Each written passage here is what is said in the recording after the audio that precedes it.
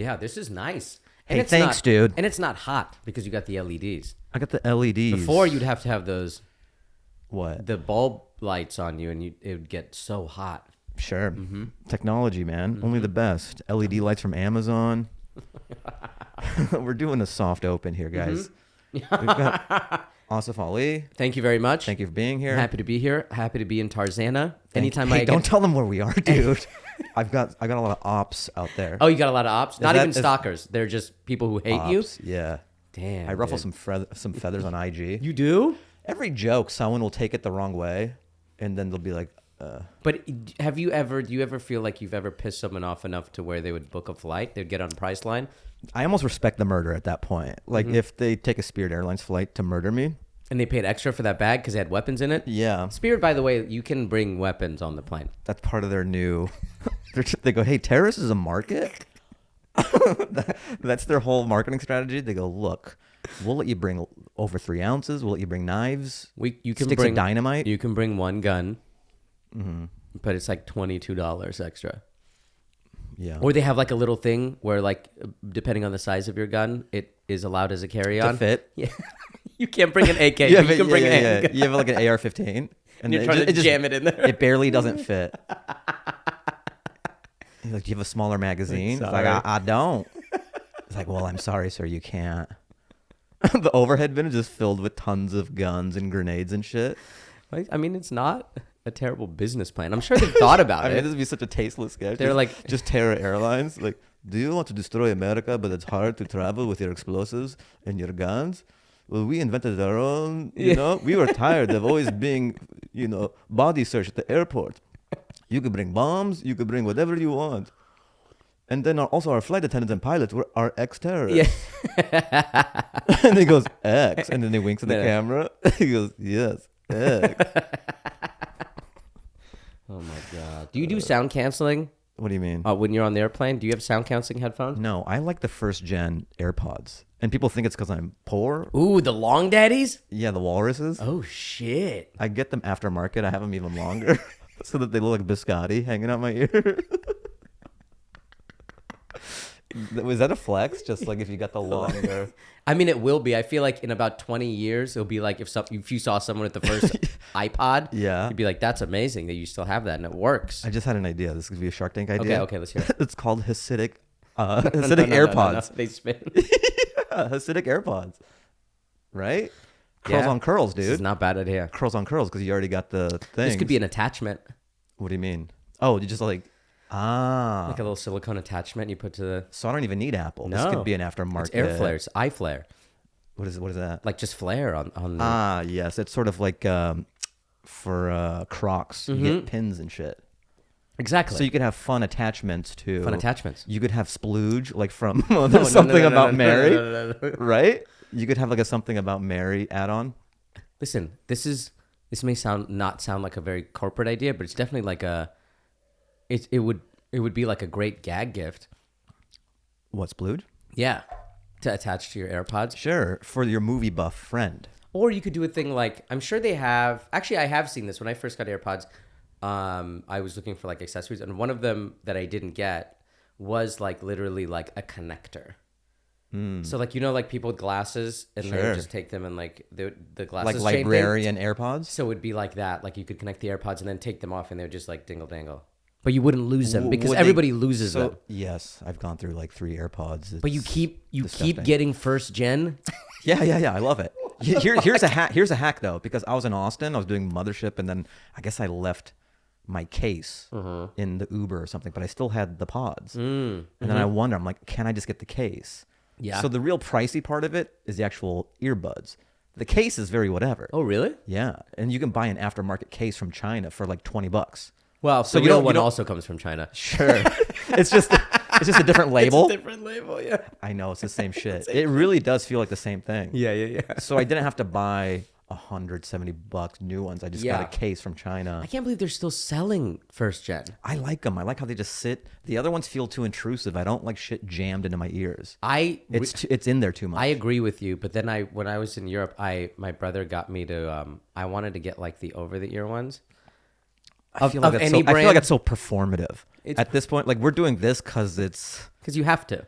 because it's podcast, they don't really make. Well, if we had in-ears for a podcast, we would look like we're Beyonce or something. Yeah, it would look deranged. And we're just like hitting high notes. This is industry standard. So my brother got me or he told me to get the, because he's like very on technology. He's always like, you're behind. And I used to have either first gen or second gen, like just the regular sit in the ear ones. Yeah. And I gave this to my mom, and then I went and I got the ones you jam, the pros, with like ANC, active noise canceling and all that shit. And I got to tell you, you love it? It's really good. It's so good you can use it on a plane. And you hear nothing? No. Is it so quiet you lose your mind? You though? don't lose your mind. It's not like going in that one room where it's like yeah. You can just hear your heartbeat. No, you don't go blood going through your veins. No. But it is like, I was like, man, earbuds are now good enough for the plane. Like where it canceled out a majority of the airplane noise. It was it's pretty impressive. Has anyone done a commercial for those like AirPods where, the guy, it's like bliss, and then when he takes them out, there's literally like 100 babies crying on the plane? That's actually good. No, because Apple doesn't do ads like that. Apple does like... They do ones where it's like... It's like John Mayer. Yeah. Okay, this is bringing up a gripe here. Okay, here we go.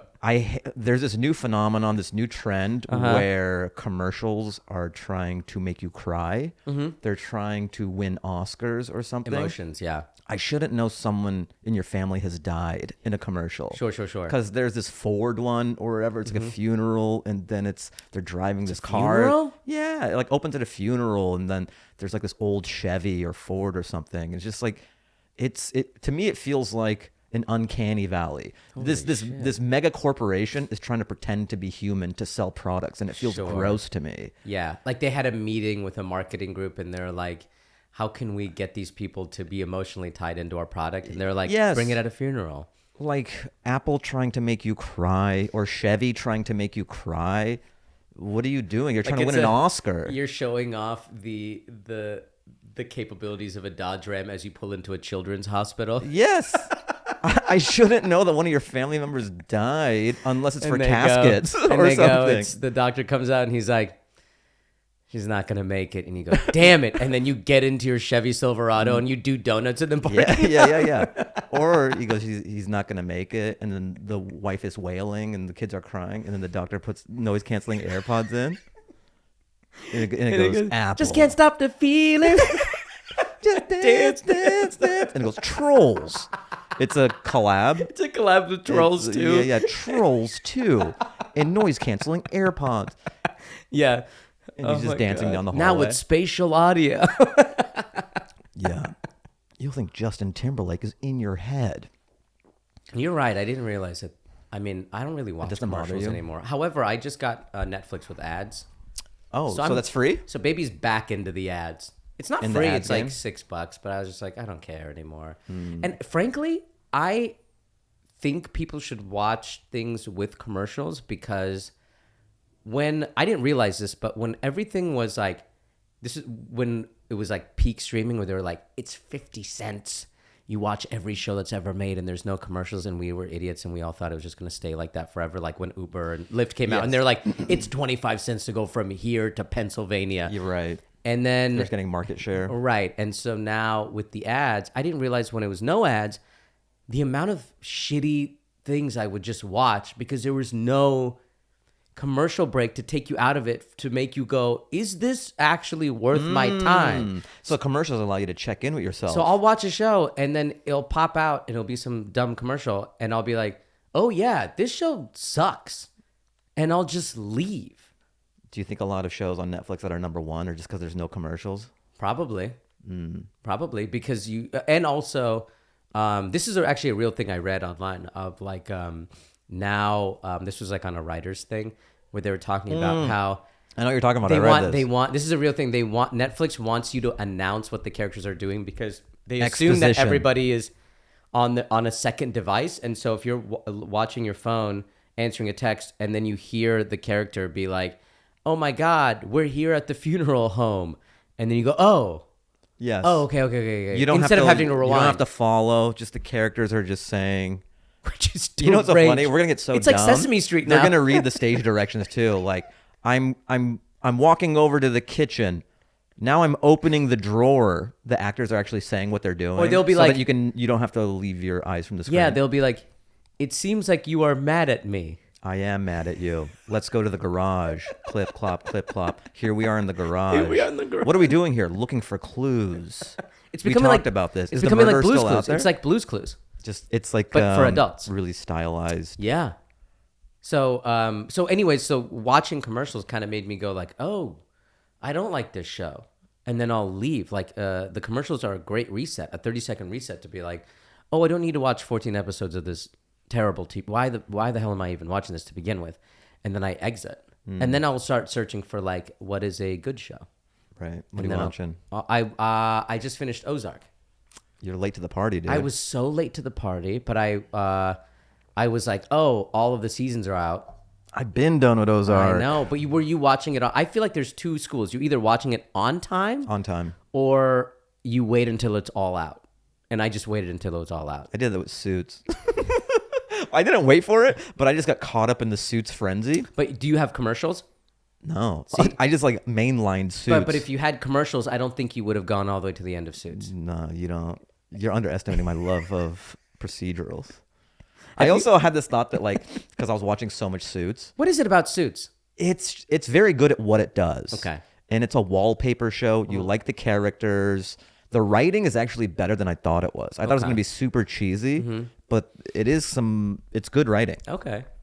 Because they could take the easy way out on a lot of these storylines, but as I'm watching it, I'm like, okay, I can't predict a lot of this stuff. Yeah. Oh, and as a writer yourself, you're like, oh, there's an Yeah. easy exit you could have taken here, but you guys went the more difficult route. Like if I could predict it, then it's like lazy writing, you know? Yeah.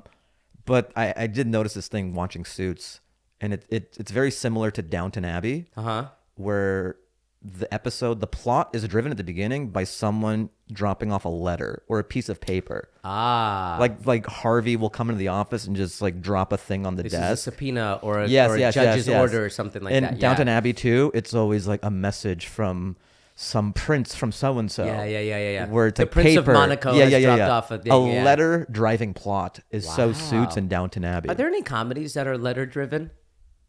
I don't think so. This might be a thing for you. This might Should I be a just thing for figure you to it work out? on. Yeah. A comedy that is letter driven. Just every episode starts with opening a thing. I mean, and you then could saying it like into the think about camera. like you could do that like a show that's like very like cold open driven, like in a very obvious ways, like It's Always Sunny. Yeah. It's like very clear what the rest of the episode's gonna be within the first minute.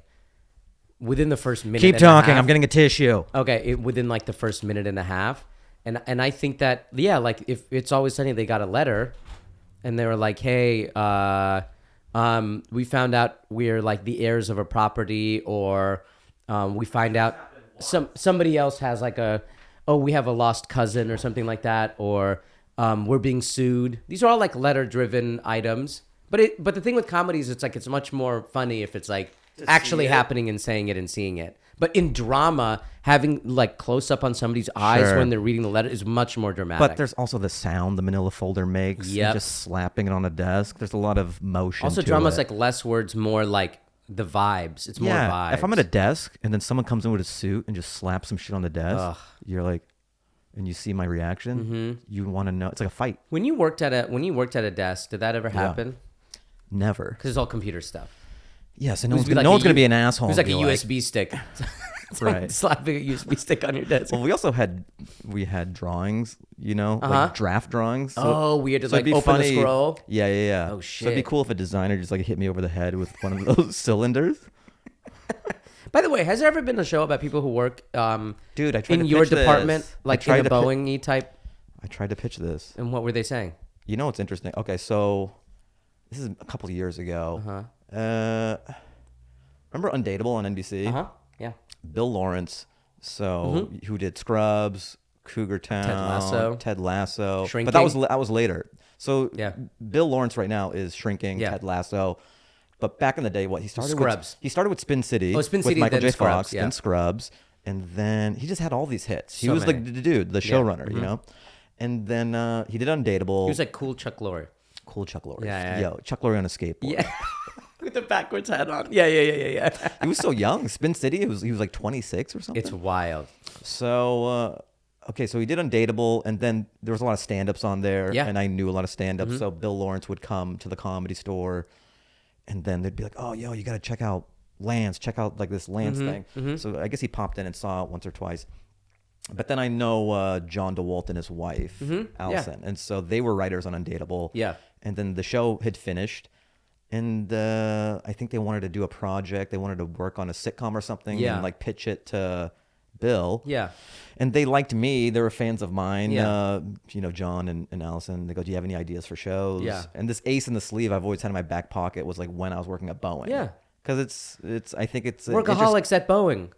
Yeah, or why can't that I just work? think it's an interesting world that hasn't been depicted on TV before. Yeah. You have It's Silicon Valley meets Workaholics. Yeah, totally. Yeah. So that was even the pitch where like, so there's Silicon Valley, and that's And very it specific. taking place in Long Beach is like so great. But I think there's something very cool too about seeing a factory line and seeing planes being made. Yeah. And engineering is a very specific world. Yeah. That hasn't been depicted on TV like that, like nuts and bolts engineering. Yeah. Because computers in Silicon Valley, it's different.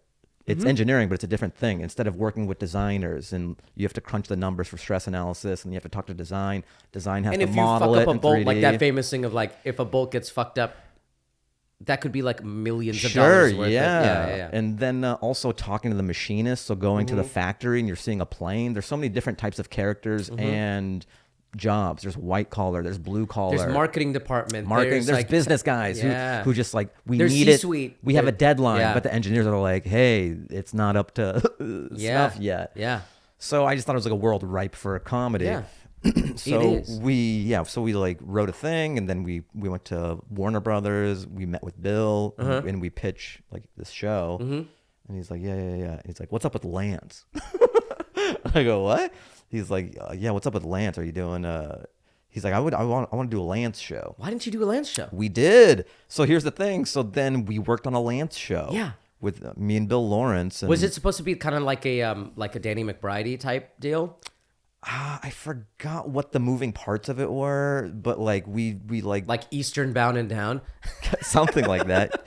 So we built out this Lance show, and then it was coming on the heels of Undateable. Okay. So Undateable was like okay. It wasn't a grand slam like all his other shows. They wanted it to be like their How I Met Your Mother type. So like, it wasn't a hit. Like Sure. it just based on what he's done in the past and stuff. So compared to the other stuff he's done, So he was in a bit of a valley, a little bit of a valley. So we were pitching this Lance show, and part of the pitch, I just let Bill take the lead. Yeah.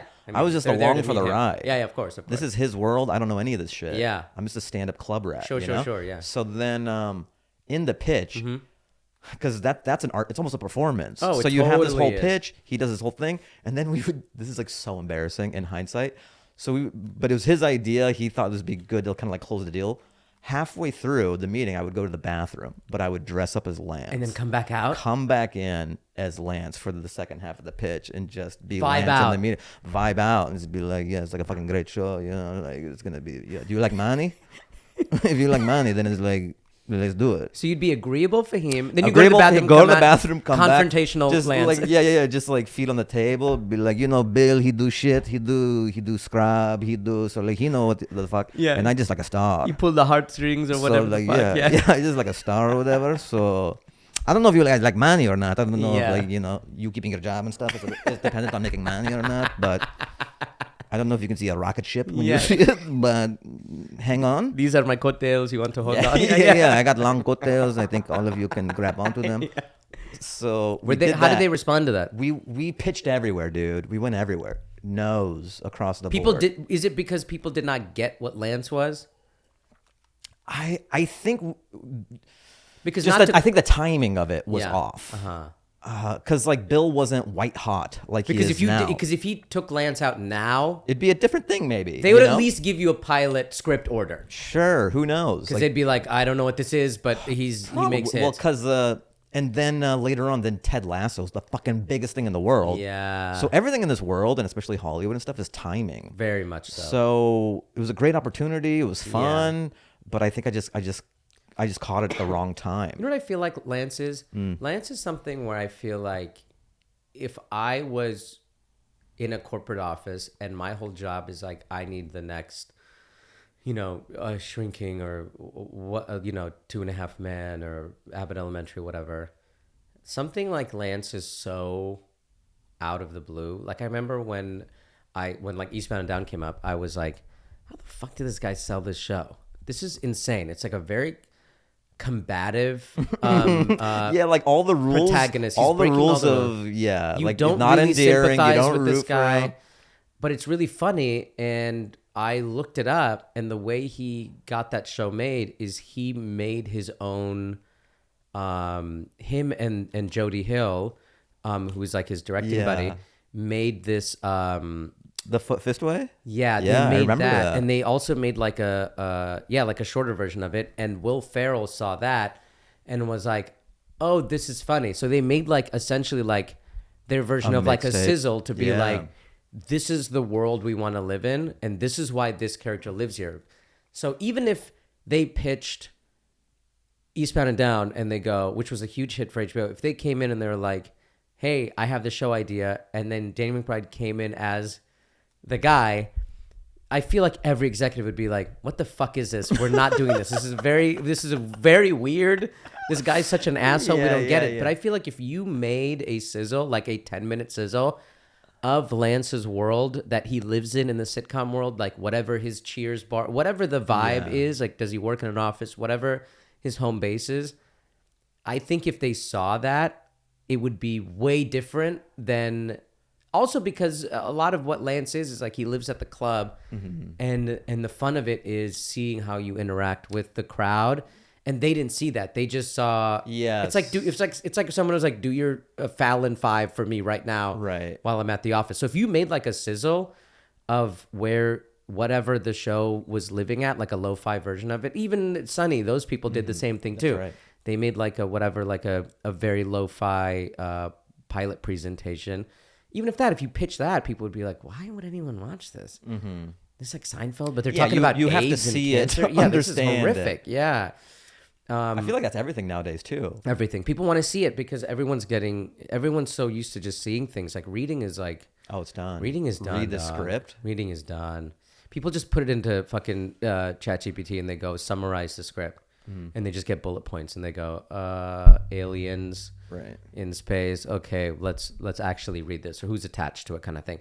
I think you should do that with Lance. I think you should Just shoot it, build a world. There's also a world in which you could make like, you could also make a world in which, it's about you and Lance is a guy there, like in old shows, like, in Martin Lawrence time or Jamie Foxx time, where there'd be like the guy. It's like a show about a normal person, but then he would play. There would be another random character that would pop in. I feel like Lance is a character that's like, I don't know. It depends on how you set him up, how you set him up, But I think that's like a sizzle thing, and I think you should do that. It's too good of a character to like just be like to leave it to whims, and it would be fun. It'd be a fun exercise to be like writing like a 10-minute thing to be like, how can I set up a world for this guy, and to see how that plays.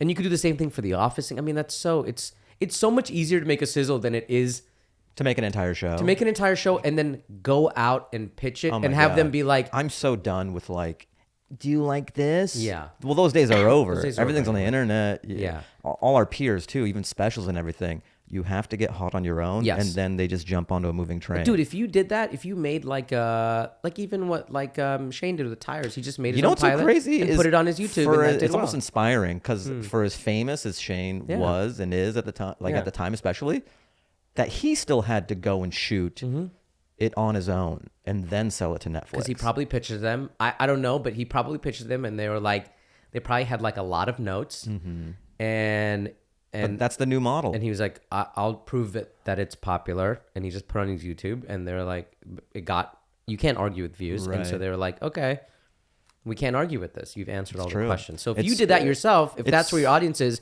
and you put your show about you working at Boeing or whatever, and you, and you make that a pilot that you put on your YouTube channel, I guarantee you that would do. And we were at a wedding. Shout out to our buddy Ali. Ollie Baluch. I mean, we should have led with this. Yeah, we just got caught up in our own little thing here. Yeah. Ollie Baluch, wedding yesterday. So we were chopping it up. And then in the middle of it, I'm like, what are you doing tomorrow? You want to come to Tarzana and talking to some mics? And I was like I said in the beginning, I love any excuse to come down to Tarzana. This is the Zan. Ah.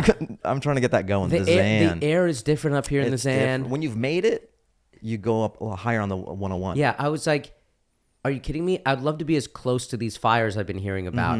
I need to be closer to the fires. You're closer to Drake. He's in Calabasas. So. Drake is up in Calabasas? He lives in Calabasas, I believe. Should we stop by? No. Oh, okay. No. He seems like he needs a friend. Yeah. But that wedding was pretty great. The wedding was great. It was a tradition. I've never been to an Afghan wedding in my life. That was your first? First. I've been to so many. Oh, you better have. You crushed it. Oh, thank you very much. Yeah, You were on the dance floor? You I were got out on the there? dance floor. I was like, let's do this. Let's get Bro. involved. Why not? I learned the dance. What is the dance? Is there a specific name for it? I don't know if there's a specific name. There has to be. I can look it up. I know at the end they do the ton, and that's when you're in a circle and you're doing this like clap thing, and then it gets faster and faster. And We more had a great intricate and- a great conversation about how the Middle East has a strong foothold in clapping. Oh yes, as a it's mu- a lot as a of dancing. this. We're great at clapping. Clap-based dances. It's also a great baseline. Like if you don't know what to do with your hands and shit, if you get pulled onto the dance floor and, Yes. and you're not great, you can just kind of. It's you- like you how could do white that. people love to like snap their fingers. That's a good point. Yeah. So Middle it's just Eastern a lot of people this. love. It's also like in South Asian culture, like when people are like doing like the traditional songs, people like clapping along. I was telling Fahim that it's like the only instrument that you cannot ban. Yes, like the Because Taliban like in certain isn't- religious, super hyper religious, like psycho cultures, they're like you can't play any stringed instruments and you Right. can only do drums Do you and think things there's like that. bands just when they look when they go, Let me get a couple claps in, and girls are like, oh my god. they're like the Beatles? They couldn't take this away from us. It's like Footloose. They go, hey, you're not supposed to be clapping. And As you're running away from the cops, yeah. yeah, like, hey, we're having a battle of the bands. You should come by sometime. And it's just 5 guys. That's our barbershop quartet.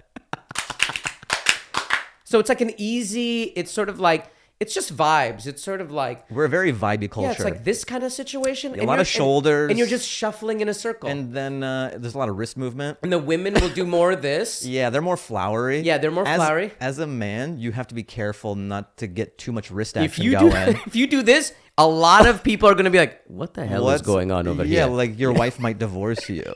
Or people will whisper, like, that's a lot of wrist movement. What's happening? Like, is he bi?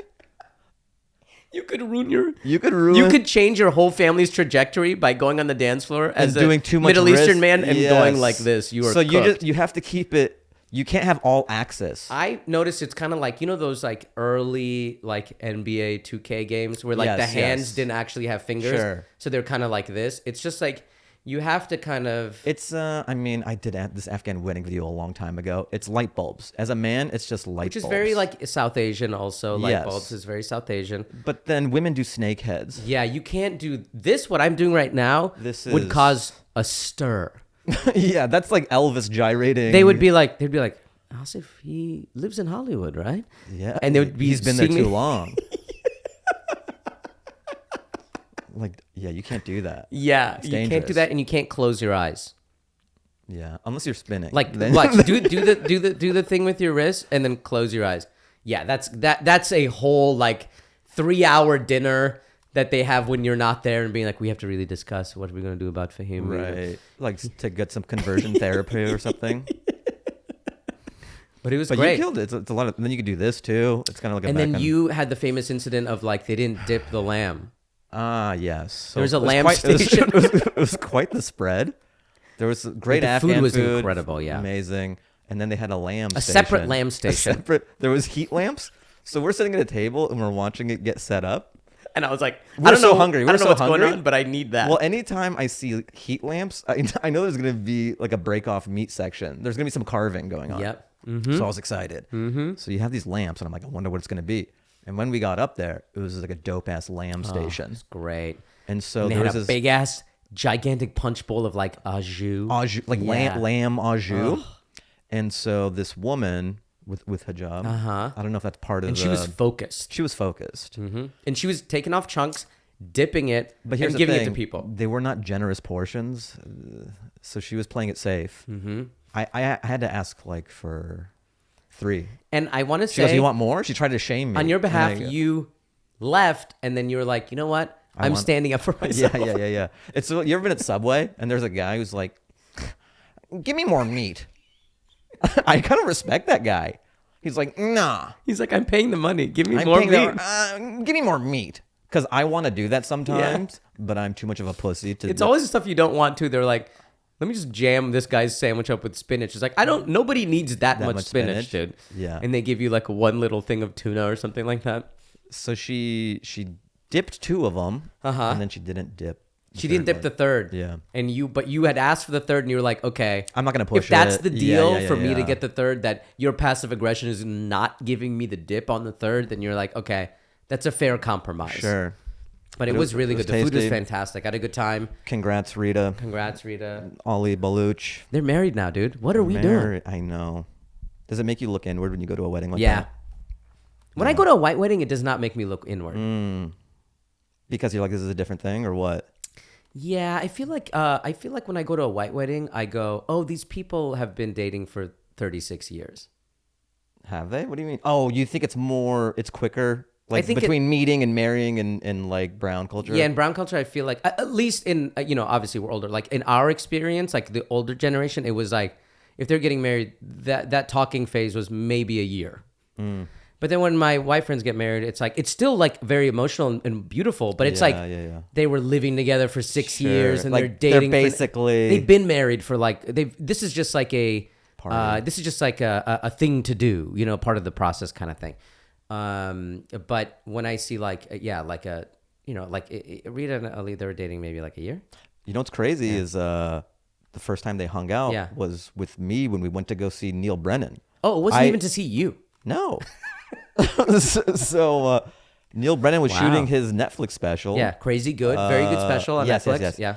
And then I didn't want to go by myself. So I'm like, hey, Ali, do you want to come? He's like, yeah. He's like, can I bring someone? I'm like, sure. So I got them, and then they met me there. We're waiting in line. I go, hello. I met her there. I had no idea that so this was within the year. Yeah. His special came out this year, right? Yeah. Wow. That's a quick turnaround. But they also had like history. They had... Yes. They're like families had whatever. known each other a little bit. So that's cool. Yeah, it was a fun time. I really also, because we hit the dance floor. We did. Well, I got dragged by Ali. Yeah. Which I respect though, because he's a friend. He's like, come on, what the hell are we doing here? I had fun. I had fun doing it because we are close. Yes. He's a friend. This is a joyous occasion. But there are times you don't like getting dragged out. Yes, I feel like it's dance rape. Okay. Let's not use the R word. It's dance assault. It's dance. Yeah, that's a better word. Yeah. Yeah. Sometimes you don't want to dance and someone drags you, and I don't like it. Like I had a cousin's wedding a week ago. And like these aunties, they just fucking rip your arms onto the dance floor. But don't you think part of it is like? But it's like I know them a little bit. I don't want to. I don't love dancing in that way too. Yeah. It's a different type of dance. It would be better if it was like you and friends dancing. But if you feel like it feels performative, and it feels like an approximation, or I'm willing to jump off that cliff. Yeah. For people in my life that I see all the time. Yeah. Like if it was yours. I can't wait for your cousin to see this, by the way. No, I love my family, but I barely see them. He's like, I've been supporting. I barely see them. You know what I mean? Yeah. But also, I don't love dancing like in that forum. Do you feel like part of it was like, them being like, oh my God, he's like a hunky young man, and I want to take him on the floor, and I want to bring this young energy on the floor, kind of thing. We want to get this party started, and they feel like he's the dance guy. Let's bring him on the floor. It's like when I go to like family events, and I'll always have like aunties who are like, there'll be like a lull, and they'll be like, okay, and we're like having dessert and like coffee and stuff, and they'll be like, okay, so do some of your comedy now in front of the water dispenser in the corner over there. And I'm like, I can't do that. I'm full. I can't even say I don't want to do it because they don't understand that. I'll just be like, I'm so full. Yeah, I'm not wearing the right shoes for comedy. I had too much biryani. Otherwise, I'd love to do my hour for you. But that's just, they don't see it the same way. To them, they're like, they don't understand why it's weird to you, because to them, they're like, why? There's nothing weird about this. Well, they love dancing so much that they assume that Everybody I would love dancing that much. It's like people who love food who are like, why aren't you so into food as I am? I suppose. You know what I mean? It's like the same. Like if you're super into But I something. also, why not respect people's wishes to dance or not dance? Yeah, because that's like a parent thing. They're looking at you like, A come child? on, kid, get in here. Yeah, but I'm like, I don't want to. I know you're a grown man, but they don't. See me that way? And they see like, oh, once he gets on the floor, he'll change his tune. No, but then I'm just... I know, I agree with you. I feel like I'm doing an approximation of somebody dancing. And you're being forced to, you can't vibe out if you're being forced to. Because when do Afghan something. music comes on, I'm not like, oh shit. Yeah. And then like it's like flowing through me. It just sounds like music my parents would put on when I was a kid. Yeah. It's familiar. I feel like when you go to Afghanistan, that will change. No. I used to feel the same way like about hit my Indian food. chest and I'm just in the mountains. But also you didn't grow up, you like me, did not grow up in a neighborhood full of people of our ethnicity. This is true. So because of that, we grew up in a world where we were like, ooh, I kind of want to keep distance of this in the sake of preserving any sort of weirdness or normalcy, our sense of normalcy. And then you grow up, and then when you do go, because it took me going and also moving to Chicago, because I went to Chicago, there was like so many Indian people there that it became like, oh yeah, this is all like perfectly normal, perfectly fine. But it's not that you don't know that logically. It's that it's different when you're in it. It's different when you're like in it and you go, oh, it's not weird. I remember the first time when I went to college in Chicago. I remember I was at like a stoplight, and I went to UIC, University of Illinois Chicago, and they used to jokingly call it University of Indian and Chinese, which is very rude. But I was at the stoplight and we're crossing the street, and I felt weird. And I felt weird. I looked around and I was like, oh, this is the first time I've been around these many Indian people that I'm not related to. How'd it feel? It felt weird. But then I was like, oh, this shouldn't feel weird. I'm weird because of the way I grew up. Yeah. Like if you were just randomly in the Zan and you were at Ralph's. Sure. And you were in an aisle and there's like 30 Afghan people in that aisle, you'd be like, something is afoot. Something's amiss. Yeah, but it shouldn't feel. But that just, it's just like however you were conditioned or whatever. But so anyway, so when I went to India, I was like, oh, it's fine. I'm home. This is fine. Like this is normal. Like, yeah, we're dumb, we're smart, we're funny, we're not. You know what I mean? Like, you get the whole spectrum kind of thing, and you're like, oh. When I went to India, I was like, oh, is this how like white people feel? Oh, yes, I'm sure. I was like, oh, okay. I had this thought, like, I did this gig in Saudi Arabia. I joked about it in the last special or whatever. So I'm in Saudi Arabia, and everyone's wearing, like, the thobes. Yeah. Just everyone. And I go, if you were a white person, you came to Saudi Arabia, that might change your worldview. You'd be like, statistically, they can't all be terrorists. Yeah. You know what I mean? Yeah. Because normally you just see a few peppered in America, and then that seems weird to you. And the because news and all that. The news. Yeah. But when you're at a place where it's all that, you got to be like, they can't. It'd be silly if they were all terrorists. So I think like that changes your worldview. Totally. Well, traveling in general. Yes. Yeah. How was that gig? Terrible. The money was amazing. I've talked about it before. It was like the Fire Fest for stand-up.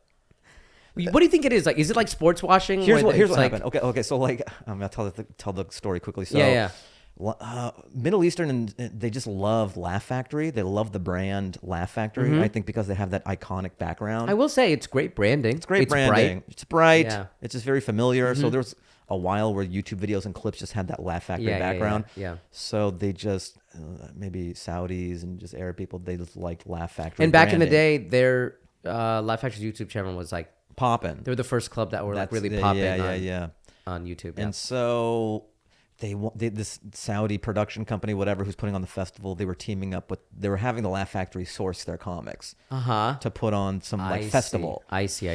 And then I had a buddy who was like working inside there, and I heard about some of the numbers they're throwing around and shit. And you're like, I'm like, yo, throw my name into the mix.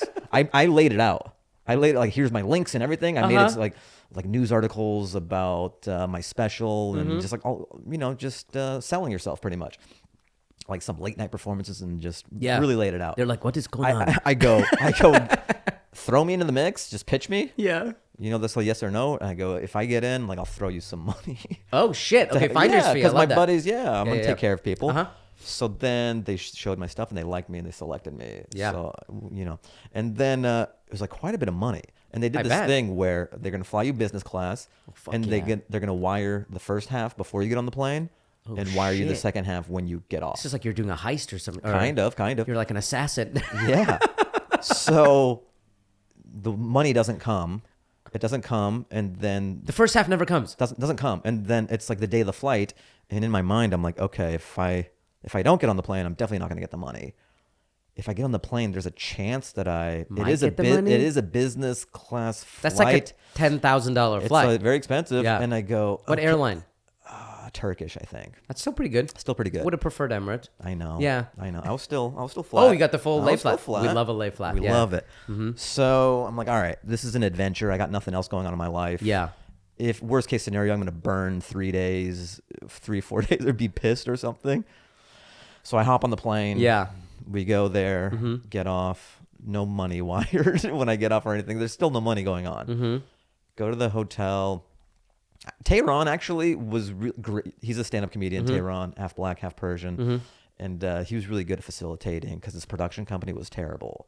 So Okay. Tehran was really good at just like making sure we were all squared away. Yeah. And there was this venue. It was like a beautiful venue. Way too but big? They just didn't promote.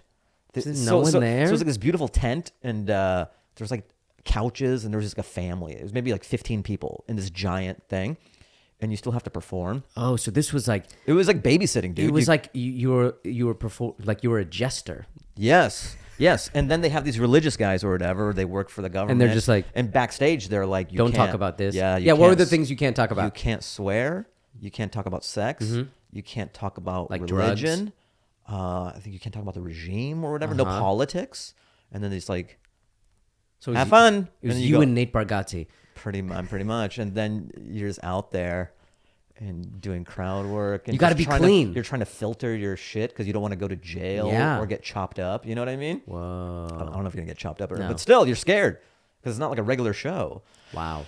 And then I was supposed to do 3 shows. I did 2 of them. Oh, I thought this was just for one show. No, 3 it's shows. like three shows. Yeah, I think 30 minutes. and Were it they was a all? lineup. Was it all like the same amount of small people in the crowd? Like Yeah, so 15 it's terrible. people? I think what happened is Saudi Arabia they're trying to move away from oil, and they're trying to be pop culture-y. They wanna be They're like trying to change Vegas. their image. Yeah. But they're trying to cram 100 years of culture into like 3 or 5. I mean, they bought golf. They bought soccer. yeah. Yeah, they're trying to like. They're trying to do too much in Mm-hmm. too little time. And then also this production company, I think there's just so much money out there So much. that your money and success isn't tied to how well you perform at your job because money's just coming out of the faucet. So I this see. production company, no one's there and it doesn't matter because they're getting paid They're already getting anyway. paid They're getting so regardless. much money. Yeah, they're like, we did our job. We got that guy Yes, here. they're not Done. performance based. Yes, they yes, just get yes, some yes. lump sum as some initiative. And the audience doesn't know any better, so they're don't know probably any like, better. okay, I mean, I guess whatever the hell this is. Exactly. So everyone's just see. going through the motions. It's Did they even terrible. have fun, the audience? Maybe. I don't. Actually, after the show, there was like some diehard fans who took selfies. Oh, wow. But we could have done this in an Orange Julius or something. We didn't have to go through the motions and pretend we're doing a real show. Yeah, you could have just had breakfast with them and it would have been the just same come- thing. Yeah. Just come to the continental breakfast while I'm getting eggs and just take a selfie. So, okay. And then, so I'm supposed to do 3 shows. I Yeah. did 2 of them, but then they're so sloppy, this production company. Yeah. The third night that I'm supposed to perform is when my flight is. So earlier in the afternoon, my flight back to LA. So the timing is off. And I'm like, hey guys, you have to like change my flight if you want me to do this 3rd show. No response. They're just not cooperative or they're not like, changing were you it. terrified? I go, yeah. I go, am I going to be trapped in Saudi Arabia? I go, this is my only ticket out of here. Yeah. So I go, because I don't trust this. They've been unresponsive. I don't Yeah. trust them to rebook me to get to LA. And you don't know what is negligence or like intent. I don't think it's nefarious or Yeah. anything. But But you didn't know at that time? I didn't know at that time. And I just feel like I have a ticket to get out. They're not a regular production company to be like, oh yeah, let me square that away. Okay, here's your, we did it later. Yeah. Our mistake. There's just not great communication. So I go, guys, I'm not going to do the 3rd show. I got to go to LA. I guess I'm just going to go. So then I go back to LA and I don't do that 3rd show because I have to. Okay.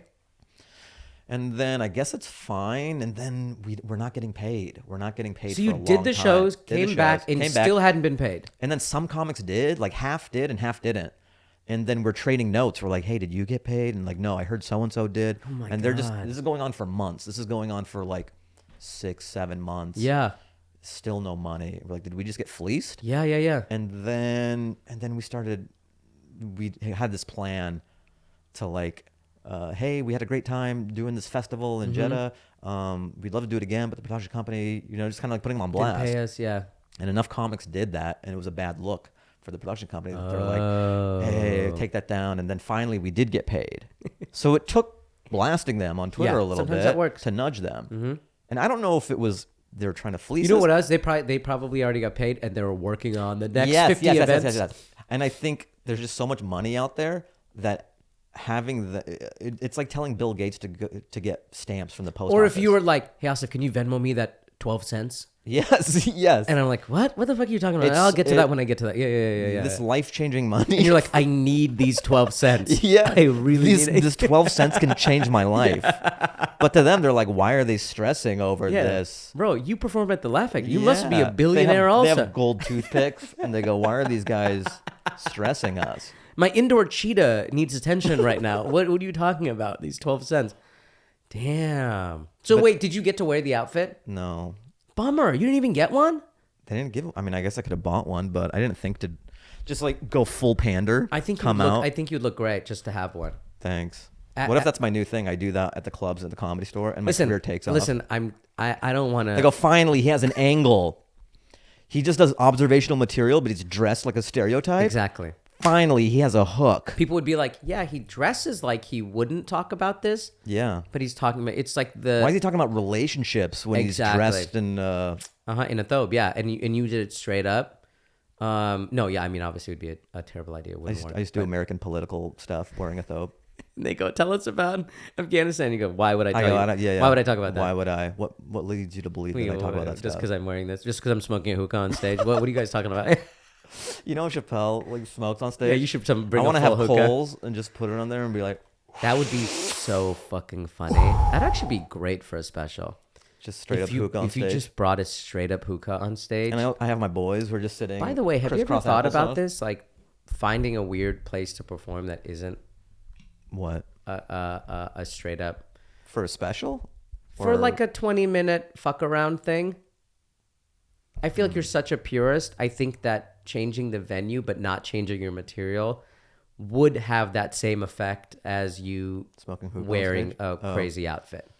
And it would be funny in that way of like, I feel like in the settings of like comedy specials, it's like pretty straightforward of like guy on stage, people in the audience. It's a theater or it's a club.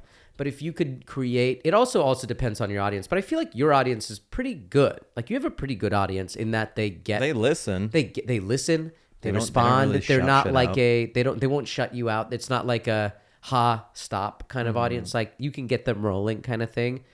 And I think putting it in a venue that's kind of weird, but it would require more like production on your end as far as set design. But if you found like there's like certain, I'm sure there's like certain hookah lounges and stuff like that. I know this is crazy, but I'm telling you, it would work. I will probably do this before you, but a hookah lounge where you know like Rathaniel? Yeah. But imagine if that was a hookah lounge. That's the pitch. I was going to that's HBO. The pitch. I go, Rathaniel? Hookah lounge. With hookahs. Yeah. And they're like, are you coming out of the closet? And be like, at most I will do this. But that at is the very end, I'll go, and one more thing. And then it just cuts to black and everyone in the audience is like, oh my God. Yeah, is he or is he not? It's sort of like the spinning that Inception, totem. yeah. Yeah. Or Tony Soprano, did he die? Did he not? But I'm telling you, if you did that and it was like cool and it was like lit really cool and you like changed the seating so it was like straight up normal seating. Yeah. But the stage was like a little bit more interesting and there just was a hookah. By the way, it would be so fucking funny if you're doing bits and you randomly took a hit of hookah and you could hear the bubbles. That would be, tell me that wouldn't be the funniest fucking, you're like, what else is going on?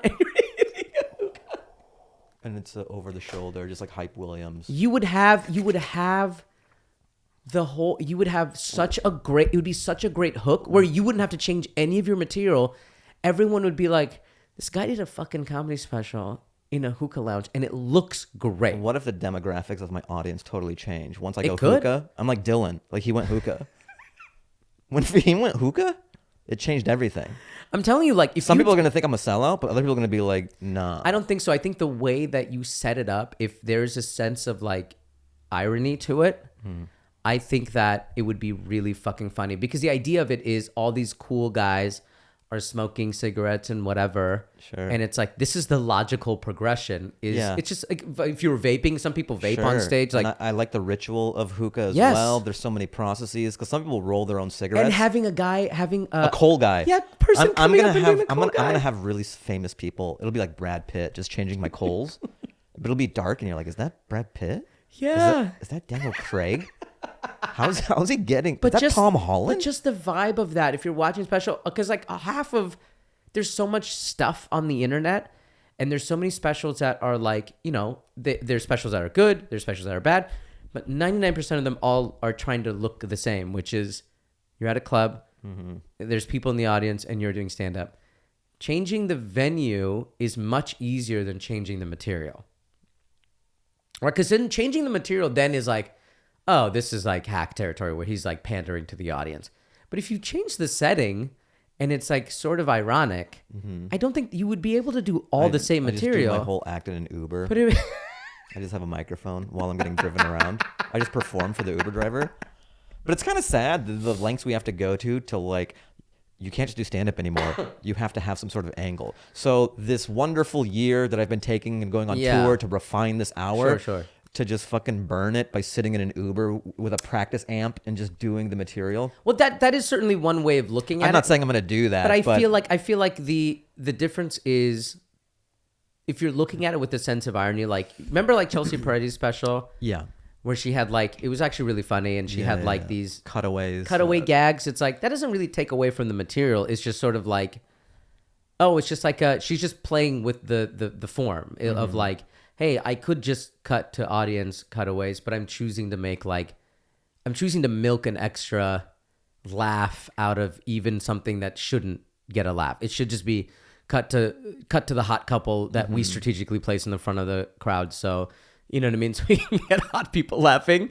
Like, I think that kind of thing just adds an extra little flair that separates you a little bit, because you don't have a $1 billion corporation marketing your thing. So that little thing could be like, it just changes the thing of like, hey, I saw this funny special by this guy. He's really fucking funny, but this special is 20 minutes. It's like a mixtape, and he does it in a hookah lounge, and it's really fucking funny. That already you're laughing. Yeah. And it's like, but the material is still you. It's still really like A1 material, but you already have the hook. Everything needs a hook kind of thing. You know what I mean? And if the hook is, I know. I'm just a guy. I'm just a guy. But this is marketing. And I'm in the same category. I say these things, but then I never do them. Is there no place for traditional stand-up anymore? Does there it get lost in the noise? No. There is, but you can't guarantee that anybody will watch it.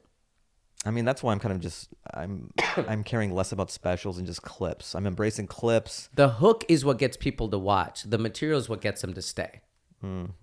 So it's like, what is the hook? I mean, the hook can be the material, and it usually should be. But then you're like, but I'm just like, you release so much material. The point is, with you, I feel like you release so much material that doing 20 minutes in a fun new place, it's like taking a chance where you're like, oh, okay, it's like when an artist is like, oh, I'm gonna try this genre for one song.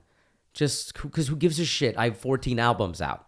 By the time you're done doing stand-up, you're going to have 72 hours, and you're going to be like, why didn't I try going a little bit outside of what is the hyper-traditional way of doing something? Why didn't you experiment? You're on the internet, which is all experimentation. Some people are allowed to be traditional. Sure. You know what I mean? It just kind of sucks that like certain people are allowed to just do stand-up regularly. But that doesn't mean that people will watch it. And also those are like... if it's on the right platform, yes. If it's on the right... But also the way that saturation is, there's people who have specials on Netflix that nobody watches. This is true. So it's like, now it's so hyper-saturated that you either have to have had curated an audience already, but you were talking about like, how do I get outside? How do I break the algorithm? You already have like... You have your fan base, and you're like, okay, we were talking about this at the wedding of like, how do I get outside of this? And it's like, yeah, we were talking about like, I mean, it sucks that we have to think about these things, but we're fighting an algorithm. And if everybody is allowed to do something, you're gonna have to, like, everybody's allowed to play basketball. Like, if only white people were allowed to play basketball, the talent level would be very different. Whoa, dude. You want to work in this town? Holy shit. Right? But if it's like, if you want me to keep that in? Because are you sure you want me to keep that in? But now I think white people are very good at basketball. I mean, Jokic is one of the greatest. Luka, I mean, two of the but greatest. think about it, if the NBA was a whites only league, Luka and Jokic wouldn't even exist, because they're playing to the idea of Michael Jordan, right? Of like, I want to be that Sure. good. So they're playing to that level. So anyways, so with anything now, with everything's the internet. So it's like, okay, if anybody can upload anything at any time, it inevitably becomes like, what is the thing that differentiates Be like, you? you get on stage, you get on stage. Yeah. Now you pretend to fuck her from behind. Yeah. And then, Now that's obviously that's like the hack way out, right? Of like getting people. That's called engagement. That's a hack way out, which make sure you subscribe to my Instagram, because I will be doing that in the next week of like, I'll just start asking people to take their shirts off on stage and be like, you know what I mean? Put it on them. But instead of me being the Bert Kreischer, I'll be like, you in the audience, you take your shirt off. You Kreischer them. Yeah, you take your shirt off. You take your shoes off. That would actually be a funny thing, asking everyone in the audience to take their shoes off. And then what? Just throw them on stage? Yeah. Throw your shoes at me. Just do a George Bush. Or assault. I was thinking about doing like a Kreischer thing where instead of taking my shirt off, I take my shoes off before I pull an Adele. Before what? Like when I get on stage, because Yeah. I'm from an Eastern culture, I take my shoes off. Because you respect the audience. Yeah. And maybe you have like a nice rug out I have there a nice rug. that you don't want to. I don't want to sully it up. I unroll it. I have whoever opens for me. It'd be nice too. So you take your shoes off, and then you're on the rug and doing all that, and at the end, you're like, "Thank you, good night," and then you just sit down, crisscross style, and then it's like Chris Brown. It's on wires, and it goes over the crowd, and then you do a rendition of "I Could Show You the World," and then you know how Chris Brown and Usher will serenade a lucky lady from the crowd. You will have a woman hop onto the carpet. Oh shit! And you go, I will show See, this you is the stagecraft. This is stagecraft. This is what I'm talking about. Yeah. I will show you. See, like this is what. Feel. Can I tell you something? Yeah. If you had this kind of an idea when you went to Saudi, you would have gotten paid immediately, and you would have gotten paid double. They would have funded it. They would have loved this. But it would have been like Spider-Man. Like was that Spider-Man Broadway one? Close Where out the dark. The guy kept breaking his back. Yeah. Because they kept on throwing him around on wires, and they couldn't figure it out. So you have all these low-paid actors like breaking their spines. Yeah. Just getting flung around. Imagine going to Juilliard and being like, "I'm the star of Spider-Man," and they just chuck you. If you're an understudy, that's the one time you don't want to be an understudy. It's like being a backup quarterback, right? They go, "We've had 4 Spider-Mans break and your their spines." O-line is absolute trash. You're like, no. I have a family. And the tech guys are like, all right, we think we got it. We think we got it this time. So we're gonna fling you to the mezzanine, and we're gonna chuck you down the mezzanine, and then during intermission, we're just gonna toss you around just so people stay in their seats, and we're gonna drop you into orchestra at some point. So just keep an eye out. Yeah. there's no plot or dialogue. It's literally just 2 hours of a guy getting flung around. To be fair, if my nephews went to a show about Spider-Man and it was just 2 hours of him flying around, they would be so happy. They'd be like, this is awesome. Look at him. He's going from here to here and here to here and here to here. They would love that if they just went individually. Just the guy going, you hear him. Oh, God. My neck. It's like getting in a car wreck every show. 2 shows a night. Just his neck jerking back because he doesn't know when it's going to go. Was it Spider-Man Close Out the Dark? I forgot what it was called. I think it's Turn Off the Dark or something like that. Yeah. Dark. And they had like U2 doing the music or some crazy thing like that. But I do feel like I think it would be a fun experience. Like, for example, like the hookah lounge thing, like if you did Lance there, that'd be a vibe. I just think like fucking with the format, but not changing the material, because I think it gets into hack territory when you're changing the material. When you're pandering, that's when you feel like, what the fuck am I doing? But if you can fuck with like the whatever, if it's just like a mixtape, who gives a shit? Sure.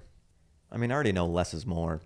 If there's been one lesson in the last 5 years, it's less is more. Less is more. 20-second reel, 30-second reel. If you do a special on YouTube, 30 minutes. Yeah. 45. You don't need anything more. Even on my analytics, anything that's long, like my specials. After they drop off after like 25 minutes. 10 minutes. Because listen, how long of a shit are these people really taking?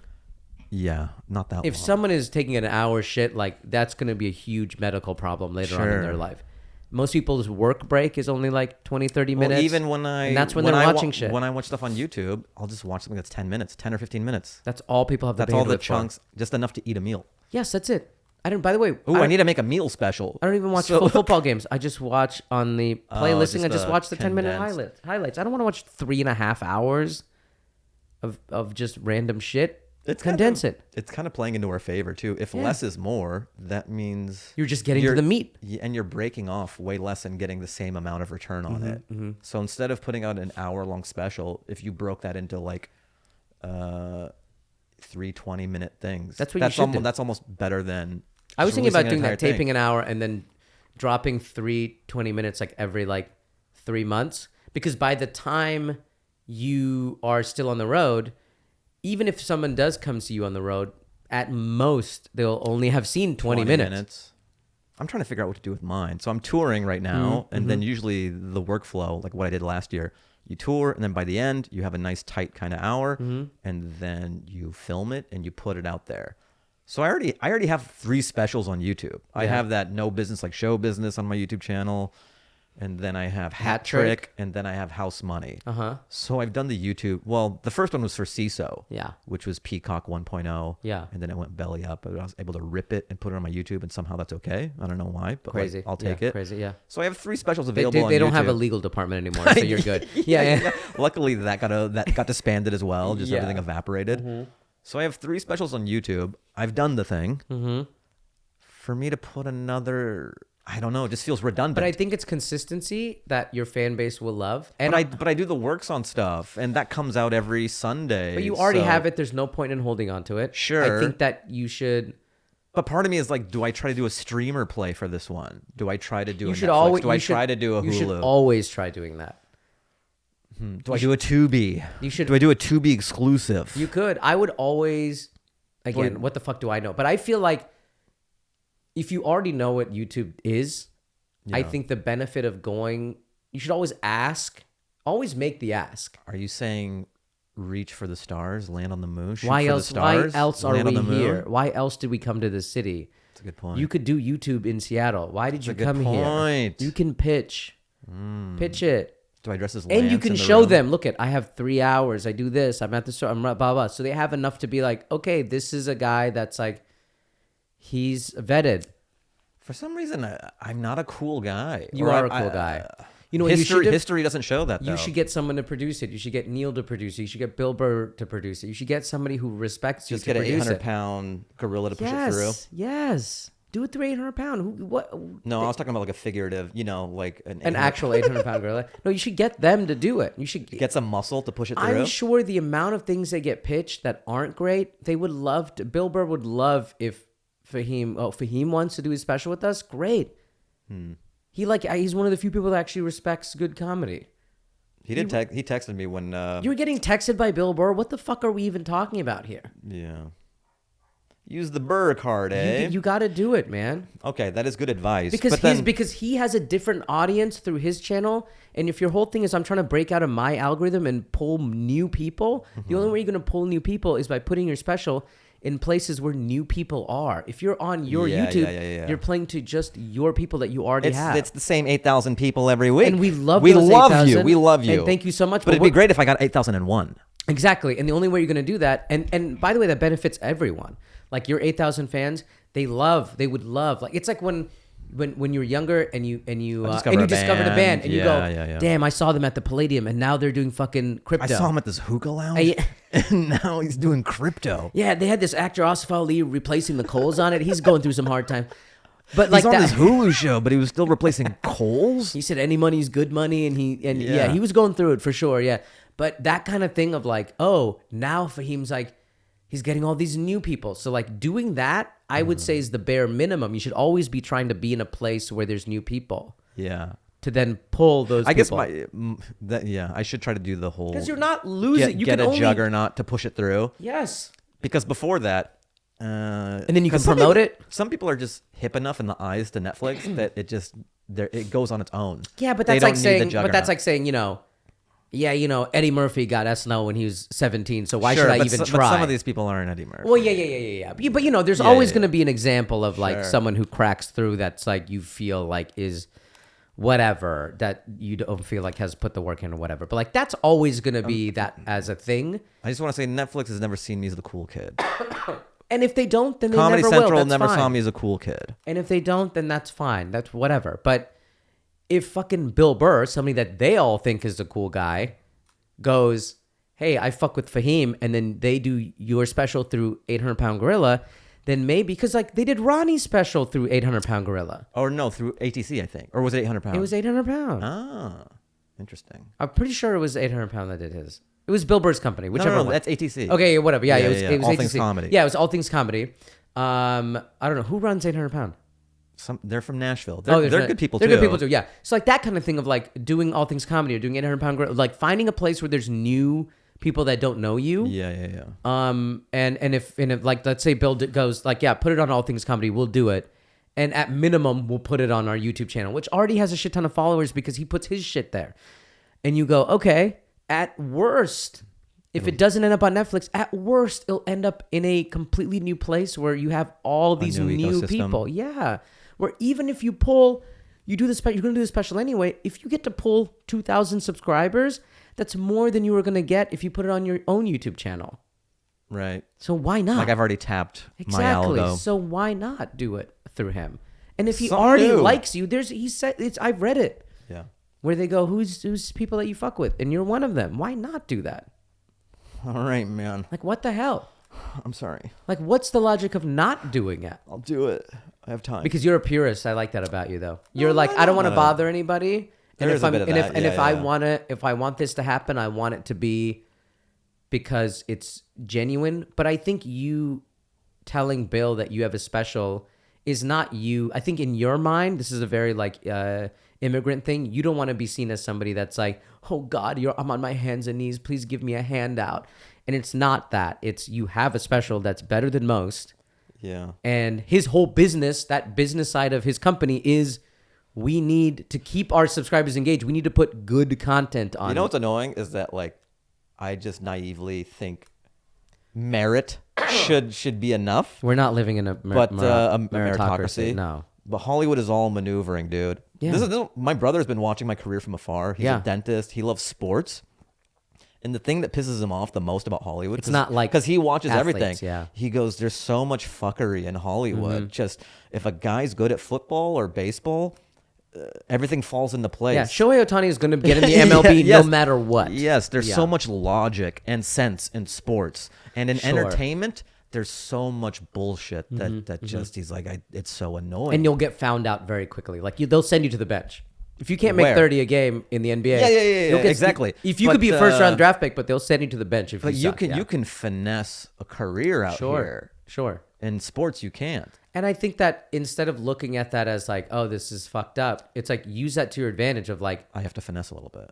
ask your friends who like you, like, hey, I have this special, and you're like good, you're great at comedy. It's not like you're some fucking open micer that your dad is friends with Bill Burr. You are. He knows you. He Sure, sees yeah, you. yeah. He knows you're good. I think you're devaluing yourself by not asking. Yes, I think in the back of my mind, I'm like, oh yeah, that is the play this time. I'm like, okay. I was You just have thinking to. over time, Netflix would see me for where I am at the point, but that's not going to Dude, be if it. she's So not I have if to- she's not texting you back, it's not happening. Dog. That's another thing. We were talking about that at. Oh yeah, they need to hear about this too. Do we? Yes. Dating, all that out The there. dilemma of, yeah, please tell them. This is like a clear cut thing for me, I think. Okay, well, this is like an umbrella topic. I think something is happening in the dating sphere. Uh-huh. What's my thesis statement here? Okay, my thesis statement is it's cool to bail. Lady, like I've bailed, you've bailed. Yes. It's human nature. Things It's fine. happen. It's Things fine. happen. Everyone has a right to bail. Yeah. But I think we're adults here. And to be an adult, ladies, if you're going to bail on plans, do it 4 p.m. or earlier. Yeah. Especially if you have made the plans. If we've made the plans, whatever, just like if you're going to bail, let the guy know 4 p.m. or earlier because that gives him time to like. Because you checked in. So tell them the story. What happened? Well, this happened. This is not like a one-off. This is something that has happened. Oh, this is like a couple times. constant thing, yeah. It's a trend that I've noticed. So you will make plans earlier in the week, like, oh, let's do something Friday or Saturday. You make plans to on like meet. Wednesday, you go, hey, let's meet up on Friday. Sure. Yeah. Sounds good. Yeah, I'm free. Some days go by, and then the day before, you'll check in and be like, hey, just checking in. Still good for tomorrow? And then Radio silence. Nothing. Yeah. Nothing. Yeah. And so it's like ghost adjacent, because ghosting is fine if you like text and all that, and then it just goes nowhere. That's fine. But to make plans and then nothing, I think now you're not being an adult. Like, at least respond and say, have the decency to lie. You know what I mean? Say someone died, or just say like, whatever. hey, work came up. I can't do it. But like, I think you owe the person at least a response to Especially bail. if you've already had, if you've like, already a established like we're rapport. gonna meet on a certain day. Yeah. So to just leave, just like checking in and then nothing until the day goes, you're like a sociopath in my mind. That's crazy. Like, if I'm gonna bail, I'll text back and say like, I'll feel bad. Oh, I can't, or I will at least like sorry, something ping came him. up. Yes. Yeah. And I think this thing is happening. Maybe it's a generational thing where like some women just see guys as tickets to an event. Where you like you don't, if you're not going to go to a Lakers game that you have tickets for, you don't call crypto.com and say, hey, I'm not going to make it. Sure. So I think there is this subsect of women that'll just like let it evaporate and not respond even after making plans to meet somewhere. Yeah. So that's like so weird to me. And so the conversation we were having, well, the conversation we were having, like, text something. I was like, do not respond.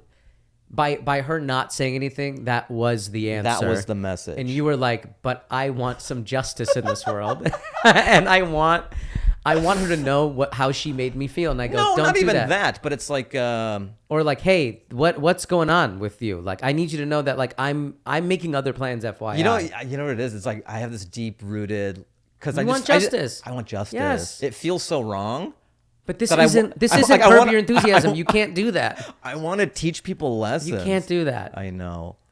And then I was telling you, if somebody is just like, if you actually set dinner plans, hey, I'm meeting blah, blah, blah, and they go, yes, we're meeting blah, blah, blah, and then when you follow up, they just do not respond, and you play your hand of like, hey, I don't know what's going on with you, but I'm changing plans, and I think it's weird that you're not responding. No, I wouldn't do that. Whatever. What would you have texted? What was it? So I go. Yeah, let's play out this episode of Curb Your Enthusiasm.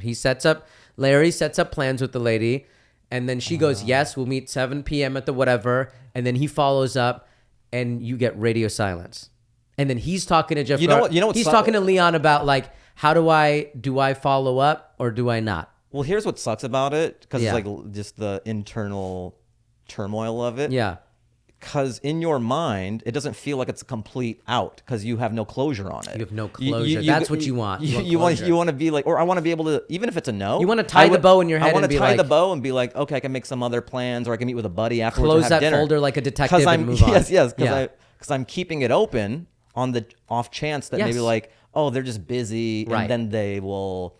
Okay. So you're having to keep your day open for that, or night open. So you know what I mean? Because you have no closure. And the hard part is like, because you guys live in different neighborhoods, you're never going to run into this person. Oh, yes. And you don't have any mutual friends. Right. That's the one downside of like the app stuff is like, you don't have any mutual friends. So you can't like call. There's no accountability. You can't call her cousin and be like, what the fuck is wrong with your cousin? Sure. Or your friend. What's wrong with your friend? This is weird. Your girlfriend's being weird. I texted her and she didn't respond to me. What the hell's going on here? Because if you guys did have mutual friends, I guarantee you she would text you and be like, hey, something I might see this person again. Yes. That's the one downside to have you gotten that before or no? I have, yeah. So the making plans and then checking in and then nothing? Yeah, I've had that. What is that? And then have you ever done that to somebody? No, not off solid plans. I've like fallen off of like, oh, we've hung out once, and then it's just like I didn't really feel it. Sure. But I didn't want to like say, hey, no. And then be like, hey, what's up, whatever. And then just the text messages kind of like faded away. Ghosting, I'm fine with. Yeah, but it never really but like. But the plans ghost is no. I've never ghosted on plans. Never. Especially if like a woman is hitting me up for plans and I said yes, I'm gonna fucking be there. Or I'll let them know. I'll let them know usually the day before. Like, yo, work's coming up. Either we can reschedule, whatever. But I think that to your point, let's, I don't want to say like, who knows what's going on in her life, but who knows if she's even alive still. Right. But that's really dark. But No, that makes me feel better. I'm like, the cops are putting a sheet over her body and her phone is just pinging like crazy. You're like, well, I guess you don't like me, or what the hell's going on? But I wouldn't say it's something nefarious. You can't say that. But I will say that I was telling you that it's kind of like, some people just don't. Maybe she was just like not feeling it and didn't know how to tell you.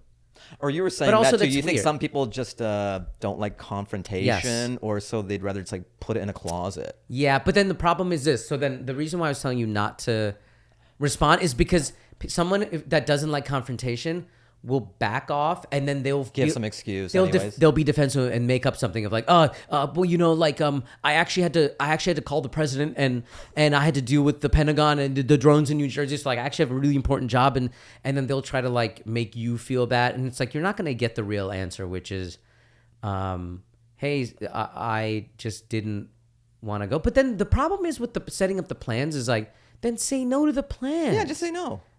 But even bail, it's okay. Just be like, oh, I can't. So then that- I so would that- have like done nothing. That part makes it bad of like, okay, we set plans and you said yes. Don't say yes to plans if you don't. I mean, I'm not gonna text this shit. No, of course not. Yeah. You're going to send her the episode. You're going to send her a YouTube link. Yeah. And I give her a time marker. I go, thought this was interesting. I don't know. It's Check a it out. hyperlink with like 20 minutes I go, in. And might, she clicks might on be it. applicable to you. I'm not quite sure. FYI, I just saw this crazy cool new saw this podcast. podcast. Go ahead and subscribe to it. But this I feel like might connect with you. But I think that, I mean, this person is not feeling you. Yeah. But also they wanted to keep the window open. But and I think I that's don't- the fucked up part is keeping the window open because something probably came up and there was like a cooler opportunity that occurred on that same night that she probably took. I guess, but just say, I mean, I want closure. So there's just so many things I'm thinking about, like when it comes to dating. Like sometimes you feel slighted, but then I have to correct myself and be like, I've done the same thing. Maybe not to this level, but dating it's a shootout, dude. And it's not everyone's personal. just like, I don't think it's personal. I think it's just like, it's personal if you had met that person in real life. yeah. If you had mutual friends with that person, it would be personal. I But guess- if you were like, up until like if you're online dating, up until you've actually like face to face with that person, You owe no one anything. you owe nobody anything. Yeah. Unfortunately, that's the way it works because there's too many people. I guess I have a code. Yeah, Yeah, of you're doing like the things, and- equalizer, and I'm you like- can't do that. You can't bring that to dating. I'm trying to be Denzel. You're like Denzel in the beginning where he's like doing the thing on his watch. He's like, we set plans for 7 p.m. And then you're just like shooting off response text. Yeah. But you know what? It's fine. There's plenty of other No, people. I know, You're I gonna be know. fine. But your sense of justice, like if this was Curb Your Enthusiasm, the difference would be that Larry would run into that lady in real life and confront her at a coffee shop. And then she would have the excuse in real life and you'd be like, no, you didn't. Sure. You didn't, blah, blah, blah. Or it'd be the other way around of like he bailed. Or if and then she someone- goes, then why are you here at this concert? right, You said right, you right, were, your parents Or were you sick. see an Instagram story where they said they were sick, and then you go to Right. the concert and you go, oh, you don't seem so sick. Yeah, Larry, I saw you tagged in this fucking concert or whatever, and he'd be like, "Oh, I don't know, whatever," like that kind of thing. Yeah. But that's just not how it works. The cool thing about dating though is it's like it only needs to work once. That's a good point. Like we're playing this game, Yeah. but you only need to be right once. You only need to sink the shot once. You'll be fine. For the most part, Sure. at least on your end. But yeah, sorry, dude. I mean, it's okay. We're really making a meal out of it. But that's what podcasting is. Making a meal out of Making a minutia. meal. This would be a great title for a podcast. Making a meal out of it. And people think it's a cooking show, but we do literally nothing. And you're like, no, I'm just taking this very small thing that happened and making it into half an hour. yeah. My thing with I think part of the reason I wanted to respond is just to tie up the loose end and just You like wanted to put a bow on it. let them know that I'm making plans and this sort of like window's gone or whatever the plans were are like gone. So I can like make well, other you know plans. what might happen Huh. is once Bill Burr produces your new special, it will be out, and then you'll get a text from a number because you have to you have to delete her number from your phone. by Sure, the way. obviously. And then you'll get a text from a number that you don't recognize anymore, and it'll be Who like dis? it'll be like, hey, cool special, whatever. I saw it, and then And she was like, "Oh, it'd have been cooler if it was at a hookah A lounge, hookah but it's lounge? pretty cool." And you "That's go, "I know odd." Asif kept telling me to do the hookah lounge thing," and she's like, "Yeah, it'd be kind of like a better hook."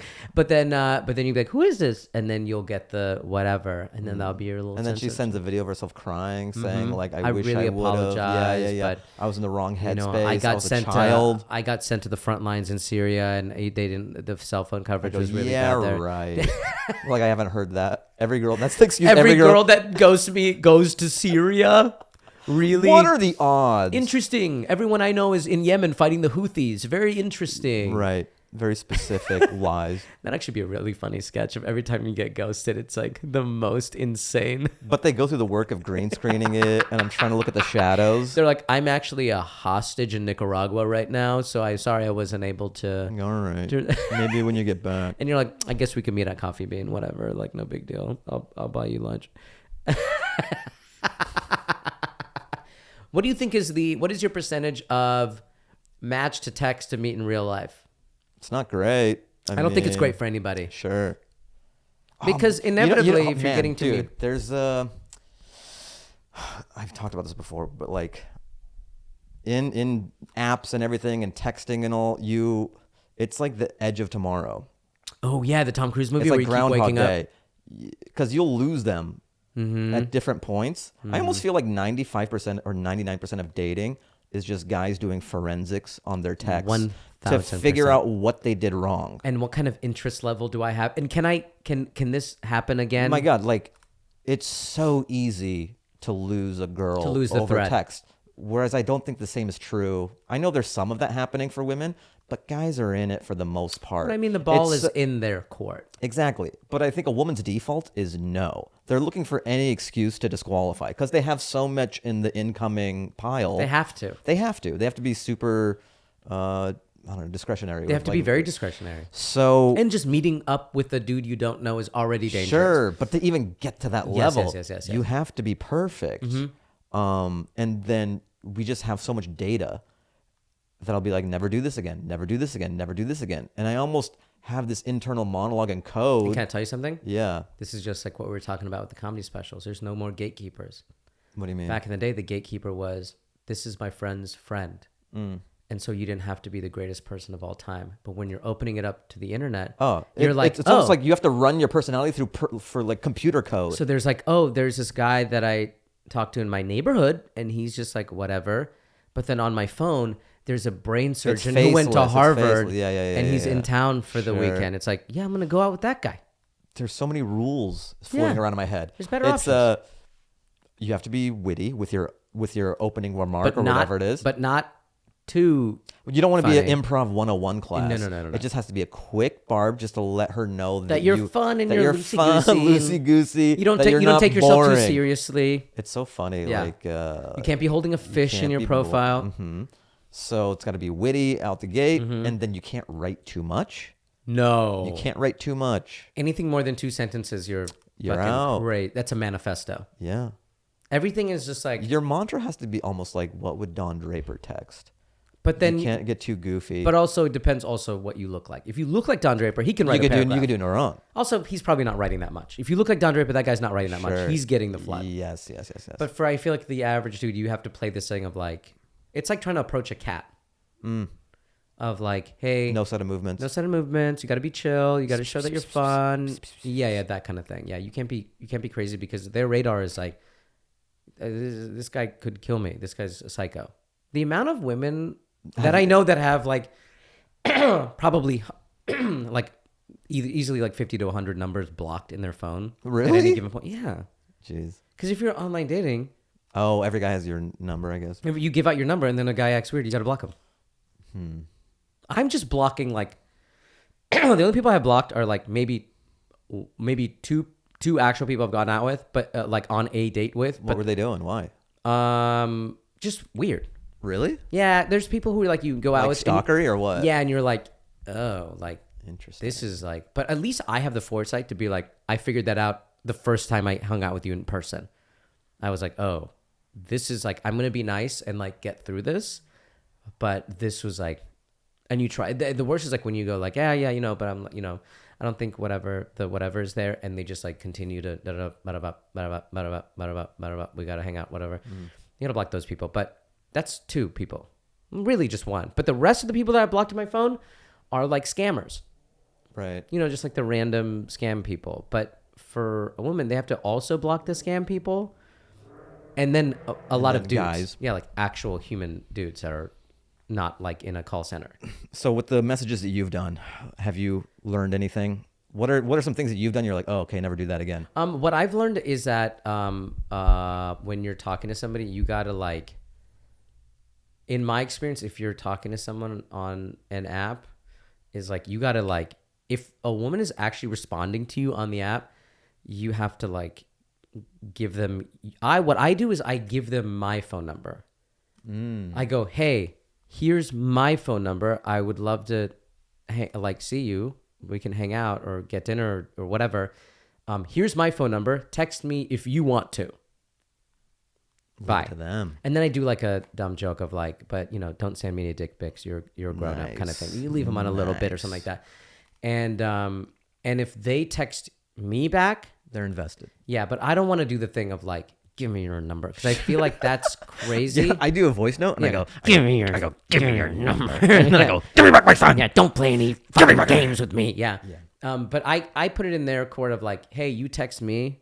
And because of people like don't want to like, I don't want to make people feel weird. So I'm like, yeah, you take my number. And if you want to text me, fine. If you don't, whatever. Like I want to give them the app. The last thing I want to do is feel like a guy you're that's taking like, something that's like, from hey, them. Yeah, I have your number now. Yeah, I don't want that. I was pretending to be a nice guy. It's like you take my number, and if you want to text me, cool. If you don't, whatever. This was cool. I'm glad. Whatever. Nice I'm to me. fuck Like, anyways. yeah, I put sunglasses on. Balls in your I leave them a voice memo like, FYI, I don't really give a shit. No, you go, here's my number. Text me if you want sometime. It's no biggie. And then she texts you, and then you send a picture of you with sunglasses. And I go, and you who is this? Yeah, who's this? That actually would be really fucking funny. Okay, when you get the numbers and all that, do you just keep it text or do you do FaceTime? I like how you say all that as if I'm getting 3,000 phone numbers. Yeah. Do you do a FaceTime or do you do a phone call or do you just do the meetup? You know, the romantic in me likes the meeting. So many people I know do a FaceTime. I think the FaceTime is smarter because you can get to the point, and you can figure out it's the like vibes. A pre-date though. It's like a pre-date, but I feel like if you're banter over text, I feel like I have a 95% accuracy on like banter, like if I can talk to somebody. You could tell now, just via text. Yeah, and it's like I prefer to like look into someone's eye. This is like when I become like in the mob. Right. I wanna look at her in the eyes. But I like meeting someone in real life and then talking to them, because I think over text, to me, the barrier of going out on a date is like, if the banter is fun, I'm like, okay, we should meet in real life. And then in real life, we can actually like, I can get the temperature of like, we can talk about all sorts of things. And then I can kind of figure out, oh, do we actually have stuff in common and stuff? And then that's like the secondary kind of thing. But doing that kind of thing of like asking, like I like asking like deeper questions, not too crazy, but I feel like you can't do that over FaceTime. It gets like, because FaceTime still feels like you're on a Zoom work call. Right. And people are kind of like, I know it's weird because every time I've been on a FaceTime, people's backs are too straight. Oh, really? Yeah, they're like sitting up. And like I've been on FaceTimes where people are wearing like... I just hate holding a phone. Yeah, it's annoying. My arm gets tired. And then guess what looks even fucking weirder? You have your phone on a tripod. One time I did a FaceTime during COVID, and I had my phone on a tripod. Like, he has a ring light? Yeah, and the lady I was going out with was like, do you have a ring? She legitimately, because I was working on this Twitch thing. That's worse than having like a shirtless ab photo. And I was like, yeah, it's a Zoom, and I'm using this ring light for work. But then I had like the phone on the tripod, and it's like, it's weirder when like someone has a phone and like they're using their hands, because then it's like, what is this? This is professional? Like what it just feels disingenuous, where I'd rather just like. But you're also acting like an NPC. Yeah, like, yeah. Ice cream's so good. Gang gang. Yeah, so I'd rather do just text, meet in person, roll the dice. You got to take a little bit of a risk. If you're like doing the FaceTime and then exchanging pictures of your driver's license and then meeting at this place and that, by the time you actually meet up, it's just sort of like, I told you that girl who wanted me to get her an Uber. Yeah, this is like a whole thing. Yeah, it turned into a whole thing. And then the internet was divided. Like some women were like, well, some women that's what they want. They don't want to drive. They want that from, she wanted a guy who can provide getting an Uber. And that's fine. And they're like fighting in the comments. Yeah, that is fine. That is fine. But it's a very specific type of woman, that you're not interested in. Not interested in. And I just think it's preposterous. Yeah, it for is. Like if you're a already first paying for meeting. dinner, paying for... Yeah. It's crazy. So, but what's so funny, I thought that was the end of that. I had that experience, and then I did a little into-camera video about it, and I put it online. I put it on Instagram. It did okay, and then people are fighting in the comments. And honestly, unfortunately, with the internet, that's all the internet algorithm wants is you just start an argument. Fighting. But also, it is kind of a compliment if a girl looks at you and goes, I bet this guy can afford a $200 round-trip Uber. Yeah, he plus could, dinner. but they didn't want to. Yeah, he could, but he actually is vehemently against it. Yeah. Because I haven't been turned off in the faster thing, if I'm not mistaken, you said, I'll come pick you up. Yes. And she was like, I do not want you to come pick me up. I want you to send me a car. Yeah. Which is kind of crazy. Kind of odd. So Yeah. I thought that was the end of that, me putting the video out. That was it. Did she ever contact you again? No, of course not. So then... Did you send her a link? That's what I'm going to do. You got to start sending links, my guy. As for, every one of these like weird interactions I have, so I'm just gonna funny. send a hyperlink to like where I so talk about passive it. aggressive to send a link. So I'm doing my Works on Stuff show. Yeah. And then in the middle of it, this woman, I forget which volume it is, but she's like, I have a question. I go, okay, I'm doing jokes, but yes, ma'am. She's like, you did a video where you talk about a girl wanting to send an Uber for her, and you said no. I think you should have, or This is amazing engagement. I know, so it's a gentlemanly thing to do. And then I'm like, I don't want to get into this. So then I tell the story on stage, and then I go, what is your rebuttal? And then she's like, well, I think it's less about the money, more about being a gentleman. And the whole crowd's booing. They were booing her. They were booing her. I always thought it'd be This was opposite a in woman public. going to bat for the woman who wanted the This is Uber. how you know you have a very fiscally responsible audience. Yeah. Yeah. So they were on my side, and everyone's it kind of felt really good. So you have this on tape. I was yeah. And then I put it out as a clip too. So everyone, You should. By the way, you should re-upload the original of you talking, and then add that on the back end. Interesting. because I think as a complete thing, that would Series? be, as a completionist, It's like a limited edition director's exactly. cut. I think that'd be so much more engaging if you started the clip with like someone yelling at you, and then you started with you talking. And But then I going mean, on the stand-up clip, I tell the story. I do a recap. Oh, okay, But it okay. was very refreshing just to have a room full of like 80 people. and that's the best part about doing stand-up is you can get vouch immediate. for you. Yes, and I love that these people who, in my opinion, have a wrong point of view, Yeah. see that many humans tell them they're wrong. And you like boo them like WWE style. Because then they got to do some inventory and be like, am I living in an echo chamber? Because she thought like She thought she was right. Yeah, she thought she was completely right the whole time. Yes. And then she got to your show and got a rude She got a goddamn rude awakening. awakening. And you were like, yeah. I was. Oh, really? Yeah. I go. It was because everyone's like, Fahim. Yeah, they're it was like chanting. Gladiator. It was Gladiator. Yeah. Oh, it fueled and they're just me, shooting dude. her with arrows, and she's Yeah. like, oh god. And then we have that moment. They have egg on their face. yeah. And then while I'm performing, because they're up in that little section up there, on the side, yeah. like 10 minutes. By the way, the later- belly room is the best place for that kind of energy because it's- it's so small. It's a perfect It's place. like Fight Club. It's amazing. It's 8 Mile, Yeah. underground rap shit. Yeah. So then 10 minutes after I see them, they just get up and they leave.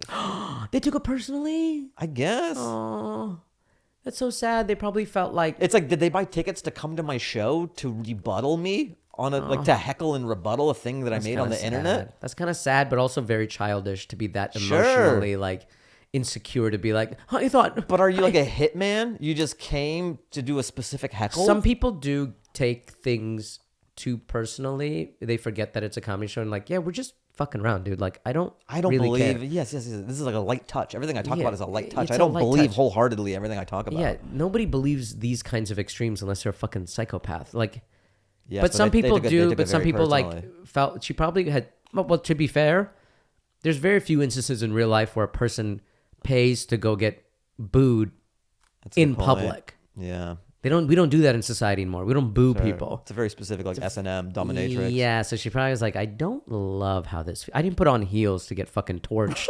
I didn't put on makeup Don't to get have torched. the wrong opinion. Yeah.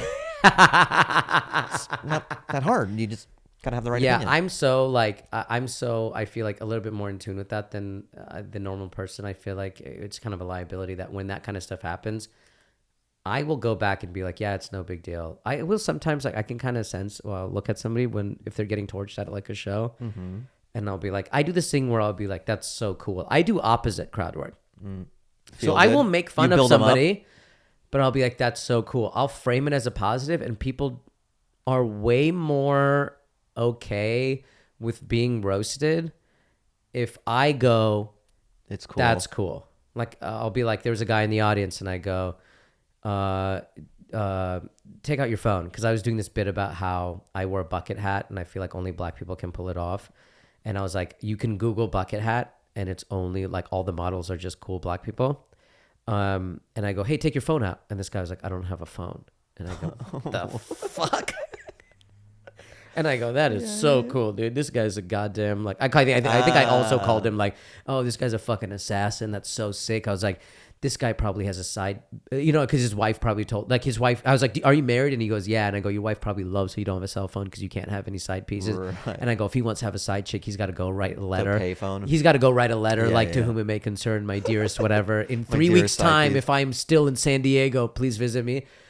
And I go, that's so cool. But I was essentially calling him a fucking weirdo. Sure. But I did it in framed it, but the whole time he's like, I am pretty cool. And he felt like he's getting torched. And like, he was getting cool. Roasted. But he was like, if he was emotionally intelligent enough, because some people are not emotionally intelligent enough in that aspect of like, because there's different pockets to be emotionally intelligent, and like there's different pockets.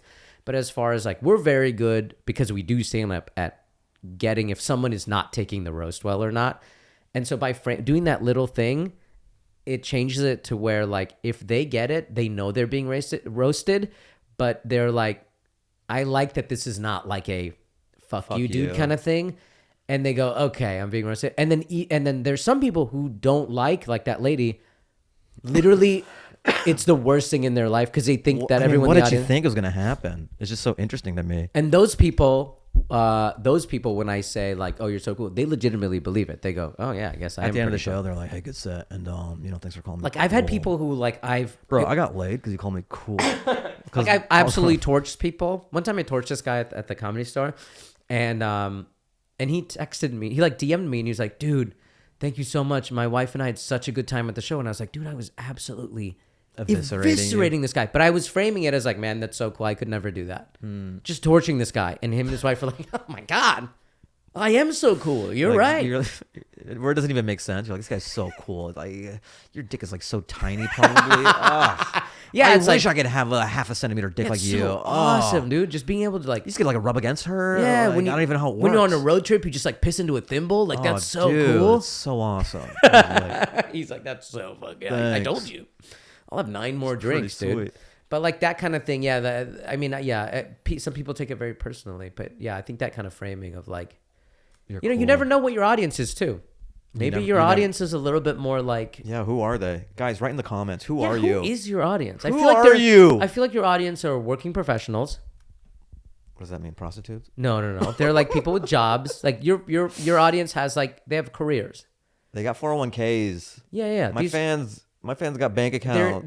They're like... I feel like they're all over like the age spectrum, but they're like... I'm figuring it out as well. It's interesting. When I'm on tour... Yeah, I'm meeting people afterwards. It's kind of fun. I like, because it's been out. Yeah, and then I also get to find out how people found me. Are there ever... Was it a reel? Was it a YouTube video? Was it like, how did you... It's very interesting to see what people's entry point. So I'm kind of collecting data. It's fun to like say hi to people and because they're just hearts on a screen, but it feels very real when you see them in real life. Have you had experiences like after shows where you're like, oh wow, I'd never thought a person like you would be a fan of mine? Or has nothing that surprising happened yet? Is it pretty on the nose? You're like, okay. I don't really. You're in the wheelhouse. It's like a cross section of America. It's kind of everybody. It's like white, black, and it doesn't lean. Mine is one like way, that too, which I like. I think when it's all specifically like a hyper of concentration of just one I hate that. kind of any group of people, it becomes weird because then you feel like they only want to hear one thing. They want to hear one thing, yeah. And anytime an audience is just like very specific one thing, it almost feels like you're pandering, And or they just want to hear one type of joke. And you're like in some sort of weird echo chamber kind of thing. Yeah. It almost feels like you're playing a corporate gig or something. Yes, that's what it feels like. But I find that my fans are just like stand-up fans, which is very niche. Yeah. Because I think in they're order to purists like you. I guess, or I don't know, it's people who could just sort of like see stand-up for stand-up. And they respect the craft, and they don't need all the frills and bullshit. But I think to get to the next level, you need to latch on to this other demographic. Like Taylor Tomlinson is young white women, or like kind of younger Eliza fans, kind of like Eliza had that. Like Eliza's entering new territory. She still has those fans, but like Taylor's like a younger version of what Eliza was. And then I'm trying to think. Bargatze is like Gaffigan. Bargatze is kind of like taking the Gaffigan torch with the all ages and just being like clean and funny. But there's these like Bert Kreischer's party guy, like tailgating. You can get drunk. You can have a good time. It's a vibe. It's a part. So you like glom onto this bigger thing, and then stand up is just a conduit to this bigger thing. So it's less about the actual stand-up and this other, not that it's less about the stand-up, but you have to like latch on to this other larger demographic, because the amount of people who just love stand-up is pretty it's smaller. Yeah, it's like it's limiting. It's like people who are like, it's like the difference with like people who just like music and the people who are like, I love music, and when I listen to it, I only listen to it on a record player, and I only listen to I'm an audiophile. Yes. Someone who likes That's music what and I someone's am. That's what I you're am. the audiophile of comedians, like you playing to that audience. And what I'm learning is vibe is so much bigger than content. So much bigger. Because people when it wanna comes to latch music, on to the personality vibe of is the person. everything. Yes. Vibe is everything. Yeah. If people didn't How do you get vibe? Guys, write in the comments. Well, we were talking about this at the wedding, and I was like, you need to let them in a little bit more. That's why I told you to take your shoes off. You motherfucker. You got to let people in a little bit. They can't see I have feet. Yeah. People got to know, like, they got to know who you really are outside of what happens on stage. Well, I was talking to Neil but about also this too. that could What's be annoying part of though? it. I mean, that could be the appeal of it. There's got to be Like, a happy medium. Like, why are some people allowed to just like do the art and that's fine? Like Jesselnick's allowed to do that. Seinfeld's allowed to do because that. what Jesselnick is doing is so. But he's also grandfathered in from like the way Hollywood used to be. Like Kumail's Sure, allowed he was to on do Netflix it. There are and- certain people who are just allowed to do the art. Like I don't know, man. Hassan's able to do it. Kumail's on Instagram. Sure, but And not, he's saying, not in a fucking like. I got to do these shows, man. You got to come out. Please, dear yes, God, yes, come but out. everyone's doing that. doing Everyone's that. doing that. I'm fine with doing that. Yeah. But I mean, me and Neil were talking about this new media landscape. It behooves people with like zero boundaries. And it's kind of Sure, yeah. like you can't just. I have to be like, oh, so I'm fucking this chick, or like you're talking about all these Yeah, things. and You're, we're like, not too messy into enough. that. We're not messy enough. I don't want to be. I don't even know how. It's like jumping out of your skin. But you just aren't. And yes, it would be It's disingenuous. not like you're withholding all this crazy shit that's happening. It's like, But that's your not even my life isn't that personality. crazy. Yeah. Mine isn't either, and it's like, it's so funny that But the like, internet loves that. You know? or they just want to have a conversation with you. So maybe it's like talking about things. It could be this too, of like when people like this kind of thing, because it's this like is part of it. That's the reason. Like, we were at the wedding, we were talking, we were having a good time. I'm like, I have this podcast studio is collecting dust in my you guest have this room. Nice, sure, guys in the comments. Give me a thumbs up on this fucking layout. This is incredible. Yeah, well, guys, what do you think about the layout? I mean, they've By the seen way, it before. They've seen this. This isn't a green screen. Like, this is an actual shelf up here. I think you're cutting up. Oh, am I cutting up? They're not But saying it. this is Trust him. Trust him. This that is there's a real pillow. This is not a real pillow. I'm not. We're just wearing a green. This is Yeah. a real record player that works. You barely use What it, if we're just? but it yeah, works. I know. We're just sitting on like green screen blocks, That'd be and so we're just funny. punching this in post. Like, do you ever watch that like Jonah Hill, like that Stutz documentary? I know of it. I where haven't seen it though. There's like a shot where he pulls out and it's just like a set, and he like takes a wig off or whatever. It's like, yeah, this is real. This is a real coffee table. Yeah, this it's is real. It's real stuff. But people wanna, because this I'm is why. I'm trying to meet it halfway though. You got to Here's the meet it thing. halfway. No one's asking you to go crazy. Sure. Just meet it. And I have the same problem. I have the same problems as you, which is why you're the only person I like talking about with this kind of stuff. Because somebody who's already doing it, they're like, yeah, dog, just like talk about crazy shit. And I'm It's like, like but I going- don't have a crazy life. It's like going full hard, and I can't. Hard's back. It's okay. You It's don't not back. I have a show. My boss is. Oh yeah. I Do I can't. have to bleep that? You have to believe that. I have an HR department. I'm not in the Wild West like you guys. Yeah. I've just given up hope so much that I'm just slinging out R words and Don't do that. Yeah, you have Disney overlords. I have Disney overlords, dude. I can't be doing that. But anyways, but that's the thing of like our lives are messy. But the thing is this: I look at like a Bargatze and I go, he doesn't gotta be messy. exactly. But what I'm saying is, he still does a podcast and he still talks about shit that happens in his Sure. life. But his life isn't messy. But people still like it because it's like I get to know the guy. So that's what Behind this the is. thing. That's Like, what this is. isn't But you just got to be more consistent with it and maybe talk that's about what things it in your is. life. Yeah. Like there's some people that are really going to love that lamb story. And they're going to be like, you know what? I went to a wedding and this bitch was not Guys, dipping the lamb. if you have a lamb story of your own, write it in the comments.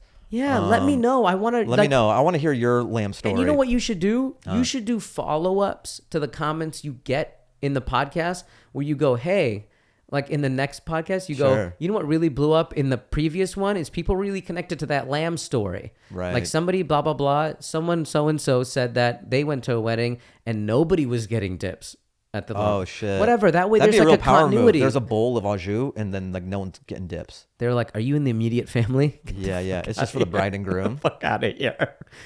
Dave, you work in his office? Yeah, right, dude. Get out of here. This is for Baba only. Yeah. Baba's only. Baba's only. My dad would love that at a party. It's like OnlyFans. It's but like it's just Baba's only, only. and it's just It's like just them opening pistachios.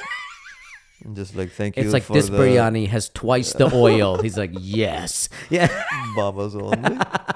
Thank you for the heart. Thank you so much. yeah. Baba's only. You subscribe, and you'll get the most negative hot takes on any sort of thing that you need sensitivity on. Yeah.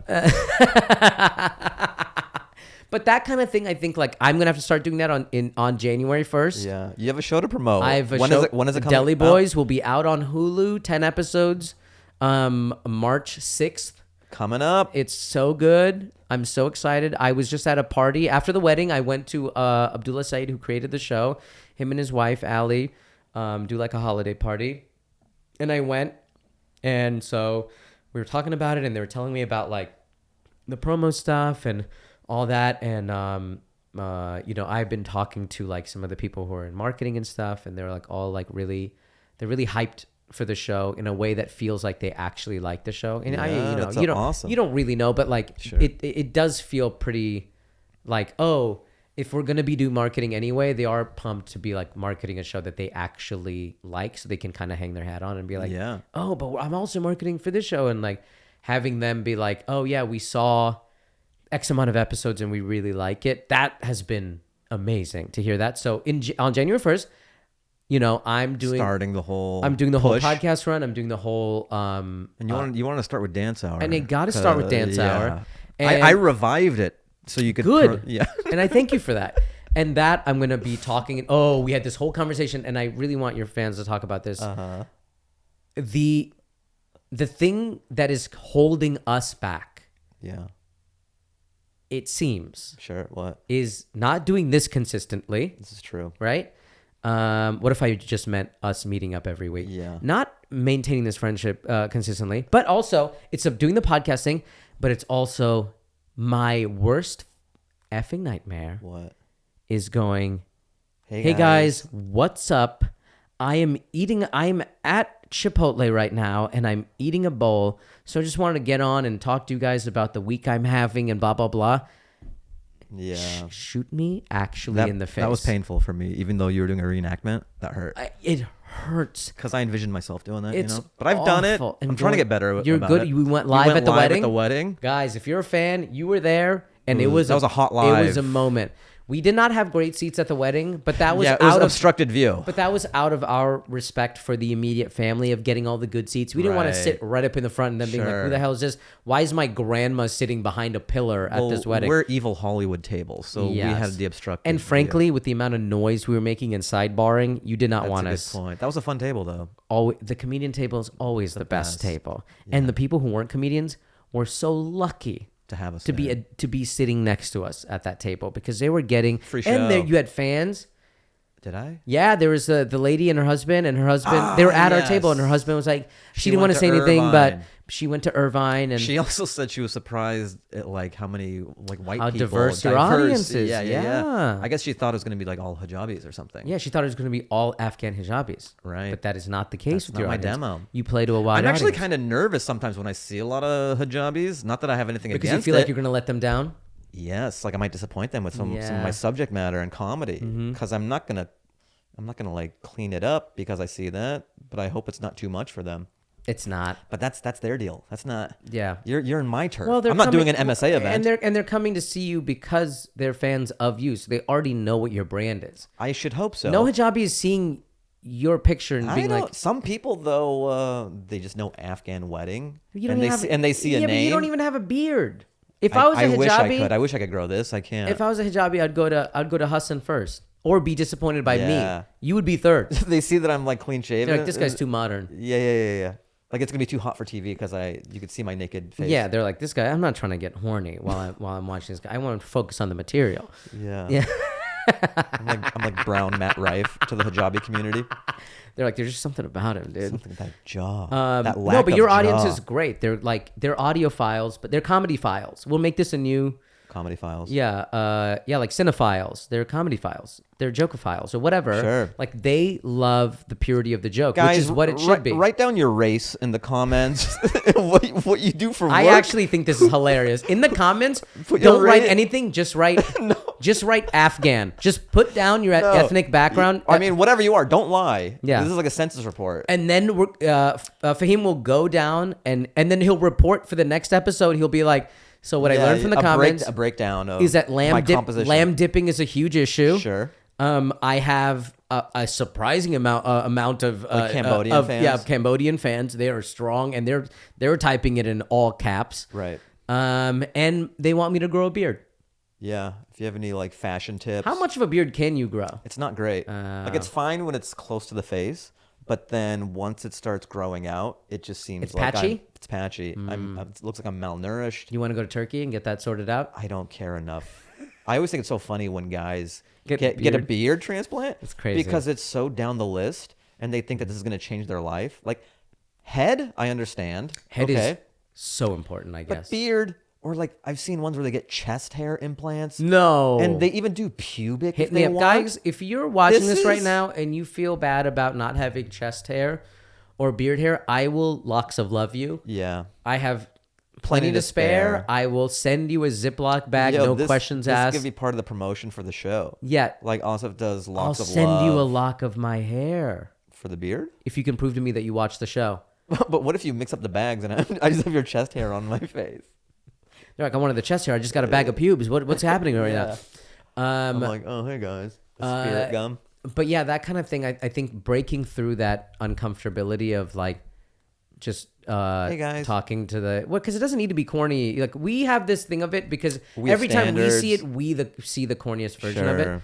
But there's a way to do it to make it serviceable. About like, hey, something happened. What do you guys think? I look at it like if I am gonna have to do it. But on January 1st, when I'm gonna start doing it, I think the move to go is to take it away from you so much and make it about like asking people questions like, hey, I was at this wedding, blah, blah, blah, blah. This thing happened. What do you guys think about lamb dipping at a wedding, whatever? And Always back to I lamb. love this issue of lamb dipping, and I really am so obsessed to finding out, specifically with the Afghan audience, if this actually is a thing that is occurring or is this a one-off thing that just happened here? That was the first time I've seen lamb dipping, actually. Really? Yeah, it's not like I see it all Do the time. you think it just comes with they just pour it on top and they go, hey man, you just get what you get kind of thing? Is that usually what it's like at Afghan weddings? I've just never It seen just a, is I've never as seen a juicy lamb as it's gonna be. I've just never seen a lamb station like that before. I've seen lamb kebabs. Yeah. But that was kind of a first for me. It was high class. It's high class. Also the chicken. What kind of chicken was that? Was it like a tandoori situation? I don't It was know. different though. It was so juicy. I don't know. God, We should that probably chicken was shout out. incredible. Yeah, that's I good stuff. don't know who was cooking, but top shelf. Outside of that, not giving him that third dip, unbelievable food Yeah. at that wedding, I which was then saying- encourages you to dance. Right. That was fun. It was so fun. I had a good time. So, but yeah. So anyway, the point is like taking polls and being like, hey, I'm doing this, blah, blah, blah, blah, blah, blah, blah. But I think that this So is funny. I'm just using this podcast to like focus group my career. Hey guys. But honestly, I think that your fans and I think people in general are more interested in because what they see, they already see. They already see you're extremely... They see the art. Yeah, they know you're very good at stand-up comedy, but they want to know, like... Dead air. They want to see me They with dead want air. to see the wheels turning. People want to see it. Like, if you like a band, you want to see the video of them in the studio kind of cooking it up. Like, you want... Like, when my brother was super into rap, and we would scour the internet looking for, like... Oh, I want to see a video of, like, fucking Nas or Busta Rhymes or Kendrick Lamar, like, in a studio, and he's talking to Dr. Dre, and he's like, oh, yeah, you got to move this over here, and you got to do the hook here and do the bridge here, and I think that would that's much more fascinating. It gives much more context. I think that's what I'm trying to get Context. to. People want context. And when you give them context, you're no longer just a person. You're now like an icon.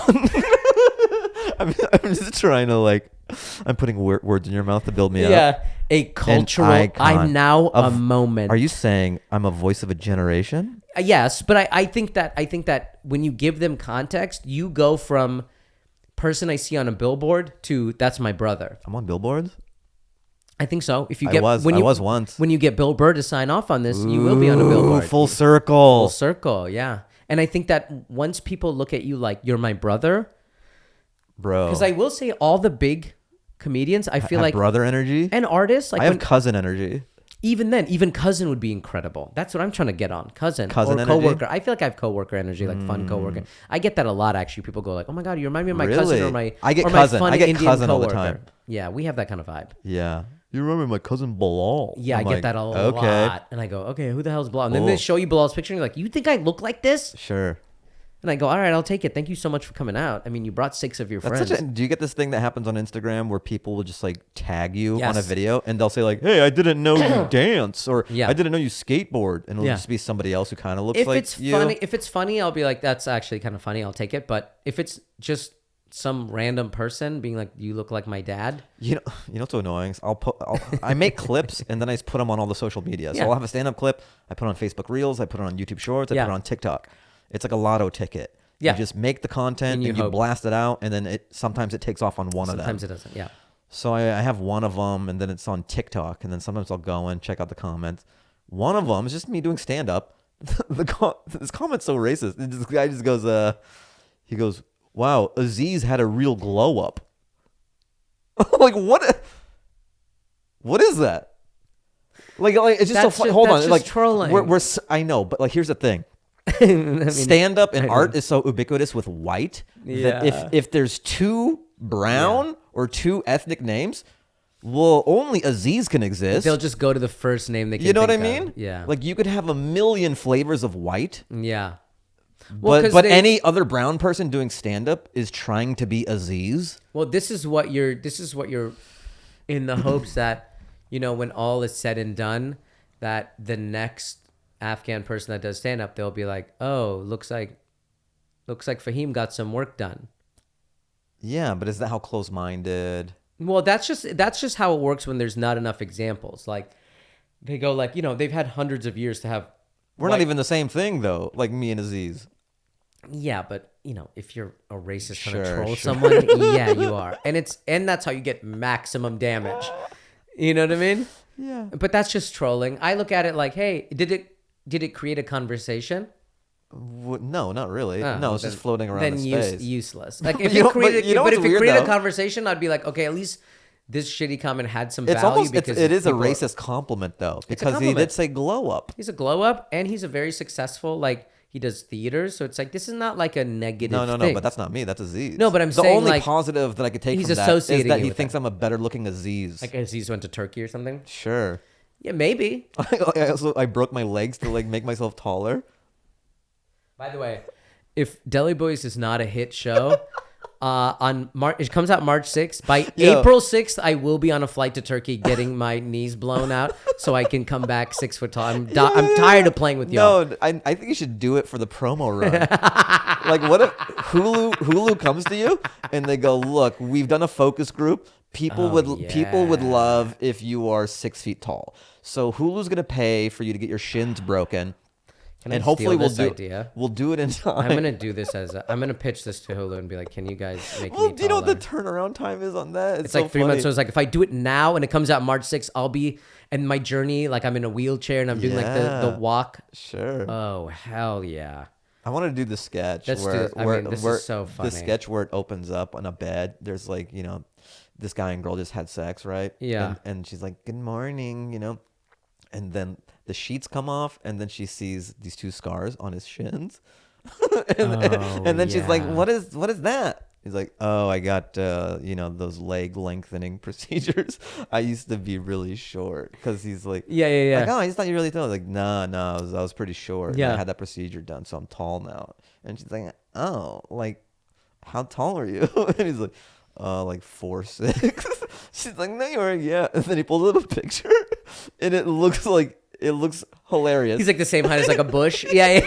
Yeah, and he's with his friends, but he looks. He's like, at pocket level. Yeah. It looks like a guy on his knees on shoes, And then she just starts like she starts kind of vomiting, and she goes in the bathroom and starts like barfing in the toilet. Oh my And she just can't believe what she's done. Yeah. And he's like, what's the big deal? She's like, I didn't know that I fucked a short guy. And he goes, well, I'm tall now. I don't see why. She's like, no, this kind of like, you lied to me. Yeah. And she has big fake tits. And he's like, well, you have giant fake tits. What are you talking about? Like, well, this is different. Like, how is it different? And she goes, this was for me. Yeah. And then she like leaves him. Oh yeah. And then it turns out to just be an ad for leg lengthening. Sure. It's like a medical ad at the very end of it. Yeah. But to me, it's just so funny how there's a hierarchy of cosmetic procedures. Yeah. And just leg lengthening. Like if you told, like if you think you should, I mean, it would be cool to do that as an experiment to like on your dating profile and be like, FYI, I had a leg lengthening surgery. I used to be 5'1", and now The trouble is like it's only beneficial if you can hide that. Maybe when you get married, you can reveal that secret that you had leg lengthening procedures, but you have to hide your shins through the courting process, because out the gate, if you're dating and you let out that you had leg lengthening procedures, that's like 1,000 ab pics. That's the worst thing you could do. No woman in the courting period can know that, because then it seems like you have mental illness or this guy's so self-conscious and vain. Yeah.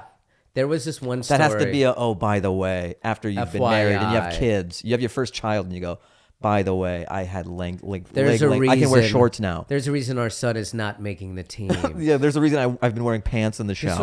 This was actually like a pretty famous story. I think, I don't know which country it was in. I think it was either China or maybe South Korea. There's a guy that married this lady and she got a ton. Oh, yes. And then he sued because sued her. She looked like a model. But she had so much work done. She just looked, not even that. The kid came out ugly, right? She just looked completely different. And so they had a kid, and he thought she cheated on him because he was like, this kid doesn't look like me or you. Who the hell is this kid? And she goes, me from the past. Yeah, and then she was like a T-1000, and she was like, this is actually me from the past. And then he took her to court, and he won. Sweet. Which is, I mean, I'm pretty sure he won. I mean, that's a pretty... Because that is a form of deception. Yeah. I think. Come on, you don't want an uggo kid. I mean, it's kind of fucked up to like just marry someone based off. Yeah, that's really funny if she flips it on him. Like, but I thought you said looks didn't matter to you. Which is a pretty fair rebuttal, I guess. I do think it's just too much. Oh, that would be really funny if somebody who got that amount of like face work done marrying a guy who got leg lengthening surgery. But then they don't tell each other, and then they both don't want to confront each other about it. Like the girl's like, why is my son so small? And he's like, why does my son not look anything like either? It's like a Mr. and Mrs. Smith of plastic surgery or something. Yeah, and the problem is that there's no 23andMe for plastic surgery. Like there's no way for a kid to be like, I sent in my... What if every person had a Carfax? And it tells you everything that is, you have to do that as a bit. That's so funny. You go, Carfax? Dude, that's such a funny bit. Like, those aren't real tits. And by the way, Carfax should be as an open thing, like emotionally, and like you should. It's a diagnostics, pretty much. You should start the bit as emotionally, because then everyone will get on board with that. That is funny. Because like any car you buy, you take it to the shop, they run diagnostics, you check the Carfax. And by the way, but we don't do that with people. We just assume. Exactly. And you get lemons. That's how you get lemons. Exactly. And I don't want to end up with a fucking lemon. Like, when you get a car, it's actually a red flag if they don't have a Carfax. Yeah. If I go, hey, what's a Carfax in this? And they go, we don't need that. And I go, well, I'm definitely not looking at this car because that's something is afoot. Like you keyed 3 boyfriends' cars? Yeah, this has water damage. Yeah, that's the equivalent of water damage on a car. This has flood damage. What, like she's like salvage title? It just looks really good. Yeah, But it's just so fucked up emotionally. This dude is salvage title. Like looks great, but the insides. Yeah, this thing's not gonna run. This guy's salvage title. He shows up to his ex's work. Yeah. After they've been broken up for 6 months, trying to talk to her. This is bad behavior. So I think that's a great bit. You should definitely do Every that. person should have a Carfax. Every person needs a Carfax. It would be much easier because then those two people who are like crazy could meet up with each other and be like, oh my God, you're my same type of crazy. You know when people say that? Maybe that could be a thing. It's like a dating app and you just Yes. put your crazy You in, put in- and it matches you with other crazy people. No. The app is called Red Flags. Yes. And you match only on matching red flags, not green flags. Right, like 2 codependent people. So you go, I'm hyper OCD. I am too. That, and then the app goes, you guys should meet. It goes, I cheat. And go, I cheat. I cheat and too. you get together. And you can meet. This is a great app idea, Sharks. This is, by the way, because all the apps are about meeting on positive, like, these are this the is best toxic. of us. What if it's called Toxic Wasteland? Toxic. I like red flags. Yeah, red flags is Toxic better. Wasteland sounds like just an insanely dark. Like it's a Mad Max themed dating app. This is another bit you can use. A dating app just off of red flags. Yeah. Just tell me your worst quality and I'll tell you We'll match mine. you, yeah. And if you can put up with my worst quality, then we're really a match because that's really what marriage is. My mom looks at my dad and my mom goes, he has this bird shit, but I Sure. mean, I guess like he likes birds a weird amount, but I guess it's okay because that's his weird red flag. There's That's fine. worse vices. There's worse things. I love birds. I mean, that's a pretty good app. I think people would use that. Red flags. Yeah, and then it would force them, and it would force people to be really like Honest. be really. And then one of them honest. is like, hey, I make plans and I don't text. Exactly. And then Exactly. I go, well, that's not my red flag. Yeah, and so you go, we're not going to match. Yeah, and you go, that's not my thing. I don't like people who do that, and that's okay. And then you'd find somebody else who's like, hey, I seek justice in all forms, and you'd be like, absolutely. Bro, as I'm getting older, I found this, like, even when it comes to business establishments. Yeah. Like, when I was a kid and I'd go to a place and something was weird, I'd be like, oh, that's just the way they do Yeah. it. But as I'm older, I want to tell the staff, be like, if you did this, I want to, like, undercover boss establishments to help it run efficiently. Yeah. Be like, hey, you don't have anybody up front. It'd be nice if you had people up front. Yeah, you're secret shopping. I'm them. secret shopping them. But no you're one's doing it asking in- me to do this, but you're doing I it just in a love nice efficiency. way. Yeah. You're doing it in a nice way. You're like, I want to help you. This is not coming from a place of anger. You're in fact, can I tell you something? Sure. You're the first, when we were still doing like the sketches for Goatface, we went and you were hungry. Yeah. We had already eaten, the rest of us, Fahim and, not Fahim, Ari and Hasan. And you were hungry, so we walked across the street when you were in Koreatown, and we got, I don't know, I think it was like a burger or a burrito or something like that. And it was bad. Oh, yes. You were like, this place Yes. fucking sucks. And And they were assholes too. and they were it was like real- a fish. It was like some fish thing. Yeah, and but you- they were like so they were rude. being dicks to They you. were cartoony rude. And you got home and you're like, you're you know what I mean? You're all about justice. This is the equalizer. And you came out and you're like, you know what? Fuck that. I lit them up on Yelp. I'm right? going to light them up on Yelp. And we all did. You were like, everybody open up your phones I love justice. and leave a review. yeah. And so they got 4 Carpet bombed. 1-star reviews. And that means a lot, actually. I forgot that you guys did that for me. That means a lot. Yeah, for whatever that, I don't even remember the name of I that hope we place. buried them. I mean, I'm guaranteed that restaurant did Doesn't not stay exist. open. I mean, Yeah. if the food, you can only get away with being shitty to people if the food is great. I wonder. Some of the best meals I've ever had in my life have been at places where the service was Terrible. absolutely terrible. Like Soup But Nazi. once you take a bite out of it, you go, I remember All this- is forgiven. But there- this was so trash. There was nothing to forgive. There was a place in speaking of lamb. There's a place my buddy took me to in New York. My friend Aman, where I visited New York for one of the first times, and he's like a big foodie, and he was like, dude, you got to go to like, it was like in Queens or something like that. He was like, dude, there are these either like Ethiopian or Somalian people that are running this restaurant. And they're like, dude, this is the best lamb chops you'll ever have in your life. But just FYI, it's going to be the worst service you've ever had. And I go, I mean, come on. It can't be that bad if it's that poppin' of a place. We went there. It was upstairs. Nobody spoke to us for about half an hour. Somebody came and got like a drink order. No. We walked in and somebody goes, how many are in your party? And we go like 6, and they go sit over there. And then we proceeded to watch them take orders of people around us for like 35 minutes. And we kept being like, hey. And they'd be like, yeah. And then they would just keep walking past us. And then it got to about 45. And we had to like, as a group, get up and confront them with an energy of like, we want to fight you. And then the guy goes, oh, okay, what do you guys want?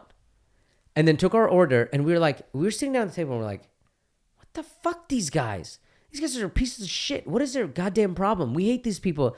There's nothing can justify this kind of behavior. And then we got the food, so I would say like we confronted them about like 40 minutes in, and then we got the food at about an hour. So we'd been sitting for like an hour.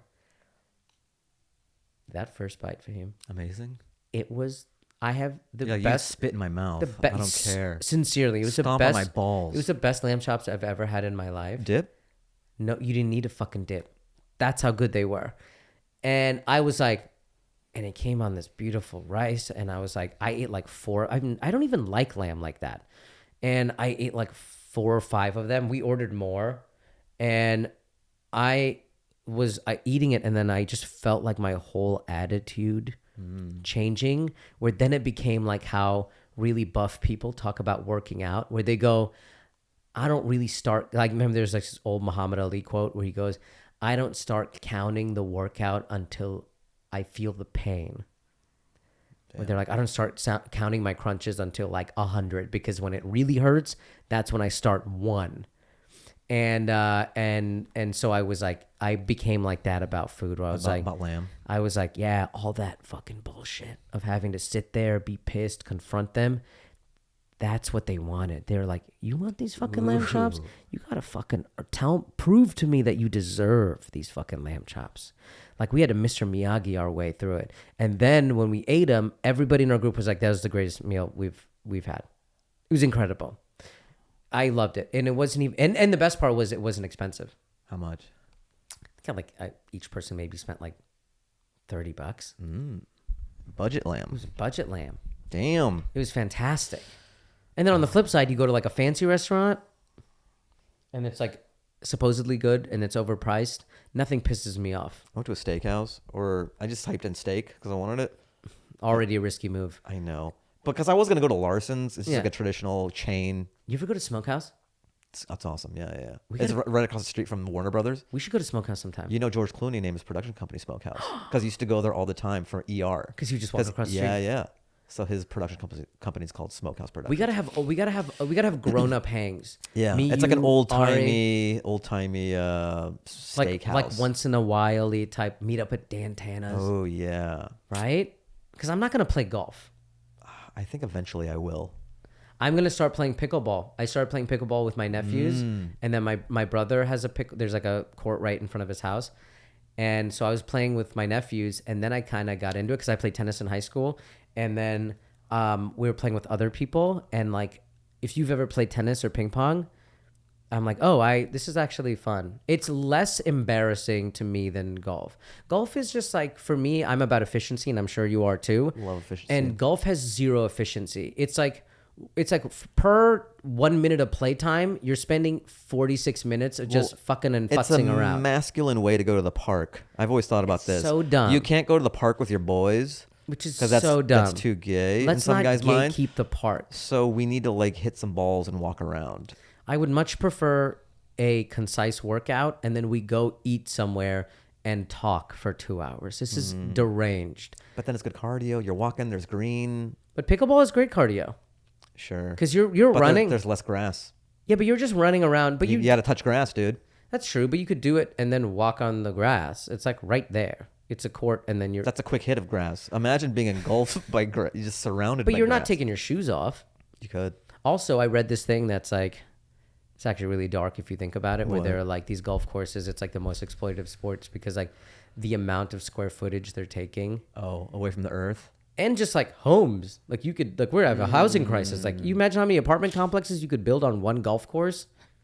It's insane. Do you think there's going to be affordable housing where these golf courses are? Yeah, people could have houses What if that's the solution? We just build like homeless housing on golf courses. Yeah, but the problem is you're gonna ask golf courses to be humane. These are not the type of people that have positive views towards the homeless community. This is not a real solution. Yeah, but it's funny to think about homeless housing at like Torrey Pines. Yeah, it's like, or you're watching the Masters and then just like some guy's doing fentanyl walking on the green, and you just like, is that a Section 8 housing complex right behind the 9? Just trying to make ideas work. That would be amazing. On paper, seem like they're like altruistic, but in practice, it would never. And like when like they're so scared of like dealing with the homeless blowback. community that if they hit a ball over there, they're like, yeah, I'm actually not gonna go over there and get the ball. Like you guys, they just said their caddy. They're like, yeah, it's yours. I'm not taking it. Or it could be like a sand trap, you know? They have to go on the 3rd floor of this homeless housing, and there's like needles and shit, and they have to chip it through the window. Yeah.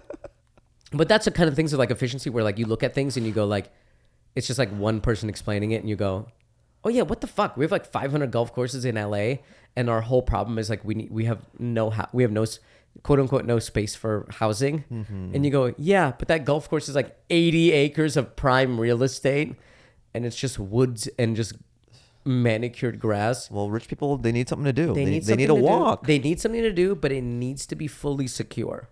Yes. Enclosed. Yeah, I can't just walk in a park because God forbid there's someone who's not rich also sitting down. God forbid there's a family having a children's birthday party. I can't fucking have. You don't want God that. forbid someone's actually using the barbecue pit station that they have at a park, which by the way, slaps. I don't know if you've ever been. When I would grow up, there would always be inevitably a family that, this is a public school vibe. There would be somebody taking advantage and using party at the park. Oh my God, party at the park, so fun. Because they'd be grilling. There's like a park. There's like ducks. You can climb a tree. Dude, I feel like that could be the next Coachella. Get a sick band lineup. It's called Party at the Park. Party at the Park. That actually would be a fun like comedy festival. Party at the Park. Like you have like a full like day at the park, and then at night, ooh, you do stand up. But you get like a nice sound system, and you get nice chairs, like bands a Don't Tell by vibe. day. Bands by day. Stand up at night. Or you could just do music. Music is probably better for a park. But we're trying to shoehorn. Yeah. Let's not make it about us. But yeah, just doing bands, like that'd be so fun. Like I get like, have you ever been to like an adult birthday party at a park? No. They're actually kind of fun. Oh, yeah, one like time. A charcuterie board. They do it right. Yeah, you frisbee it. You have fun. There might be a dog or two around. Sure. That's a fun vibe. What are we doing? Why do we got to spend money? And people are like, no, I got to be on the rooftop with fucking they want Uber sent for them. Ugh. We don't want that. Oh, and to answer your original question about the wedding thing, is like, yeah, it is kind of weird of like, now that we're in our 60s, of going to weddings, and we you're look like, great. We look great though. We look so 60, fucking good. Really good. Never has an advertisement for staying hydrated been so potent than us right now. This is true. We're an advertisement. Love agua. We love staying hydrated. And so I do like weddings. I do like it, but it does hit harder when it's like an ethnic wedding because I don't go to them that often. And I feel like when I do see them, I'm like, it takes me back. I'm like, oh yeah, it's like when I would visit India or my cousin's wedding and I go, oh yeah, this is fun. Also, it's 3 days and the outfits are so much better. I can't wear an Indian outfit to a white person's wedding because God bless them. You could. They have too many rules. But it'd be too on the nose. They have too many rules. They're like, well, you can't wear yellow because the bride is wearing yellow. And I'm like, step your goddamn game up. If me wearing yellow pulls focus from you, get more focus. Get more focus. What are we doing? So I would say this. I would say if you are having a standard, everybody just wears black, everybody wears white wedding, you cannot get mad when someone shows up with a better outfit. Like I can't get mad. You're going to do that. I can't get mad when I'm doing stand up if like a cool black guy shows up with a bucket hat. Right. I can't be like, kick him out. Sure. He looks cooler than me. Cool. That's on me. I should have worn a cooler outfit. That's why you have an emergency bucket hat. This is why I always have an emergency bucket hat, or I just have like a cool chain or something. It's in glass. And you wipe the glass off and put it on. Or like, and then you come out and you're like, yo, yo, yo. Or like a suit. Like I have a nice suit at home. So if someone in the audience is wearing a nice suit, I don't look at it and go, oh, fuck you, get out of here. I go, that's my fault. I should have worn a nice suit on stage. I have the capability. Have you performed in a suit? A few times, and I want to tell you, it's only been for corporate things, and I feel like I'm trying to figure out, there's only one way to find out, really. But I feel like for some people, it really like unlocks something. Yeah. Where like everything they do just hits harder because they're in a suit. Like for like what Seinfeld does, if he was just wearing Amazing. casual, it Like a doesn't hit hoodie? the same. It doesn't hit the same. Well, he's so precise and polished and technical Yeah. and such a pro Right. that it's like Iron Man's suit. Yeah. Like You I know, think. yeah. I think like who else? I don't think really anybody wears a suit anymore. Nobody wears suits anymore. I know. Like it's just the older guys. Like I don't know anybody under. I do it for late night sometimes. Yeah, well that's late night, but I don't know anybody under 45 that like wears suits when they On perform stage. regularly. Yeah. It's a Do you relic. know It's a anybody? relic. I don't know No. anybody that Because I does. think stand-up shifted and became more personable. more casual and personable. casual. And if you wear a suit, there's this barrier. And guess what? Huh. That just gives the audience what? A sense of context. They want to feel like they know you. Dude, do I perform with socks? Is this my new thing? This when is I, what when I I was do telling stand-up, you. I just have socks? The Brooke Kreischer thing of my thing would be taking my shoes off. What if I take my socks off? So I'm like a foot Kreischer. Oh, dude, that would be so fucking hot. But guys are Wiki just feet would be jacking going off. cra- Guys are just jacking off in the crowd, and I go, "Ugh. Do you have to turn everything into the? I was on to something, and you ruined it. Oh, that would be, dude. If people were jacking off when you had take your socks off during the show, you would be so rich that you wouldn't even care. Yeah, I mean, I will put this out there. I do have nice feet. You do have nice feet, I and have I think really it's nice I think feet. it's fucking I think it's rude. They're in a burqa right Yeah, now. I think it's They're in a foot burqa. I But think- I'm telling you, I got some slapping feet. I think it's rude that you're withholding. Okay. You're withholding. And do you think if you did stand Like, actually so I this think is like some weird genre. Yeah, You're yeah. like, it's like the casting couch. You're like, I think it's rude. You're withholding. You're like, take why those- are take you those. covering those bad I think boys? that if you did stand up, the type of stand up that you do, Yeah. I think you're one of the few people that if you wore a suit, it could elevate it. Really? Because you're in such like fun, crazy town what if world Yeah. that if you wear a suit, it actually kind of is like Does it lend legitimacy to this nonsense? yes, where you go like, oh, it seems like this guy is gonna do like a Seinfeld-esque kind of like straightforward ABC kind of thing.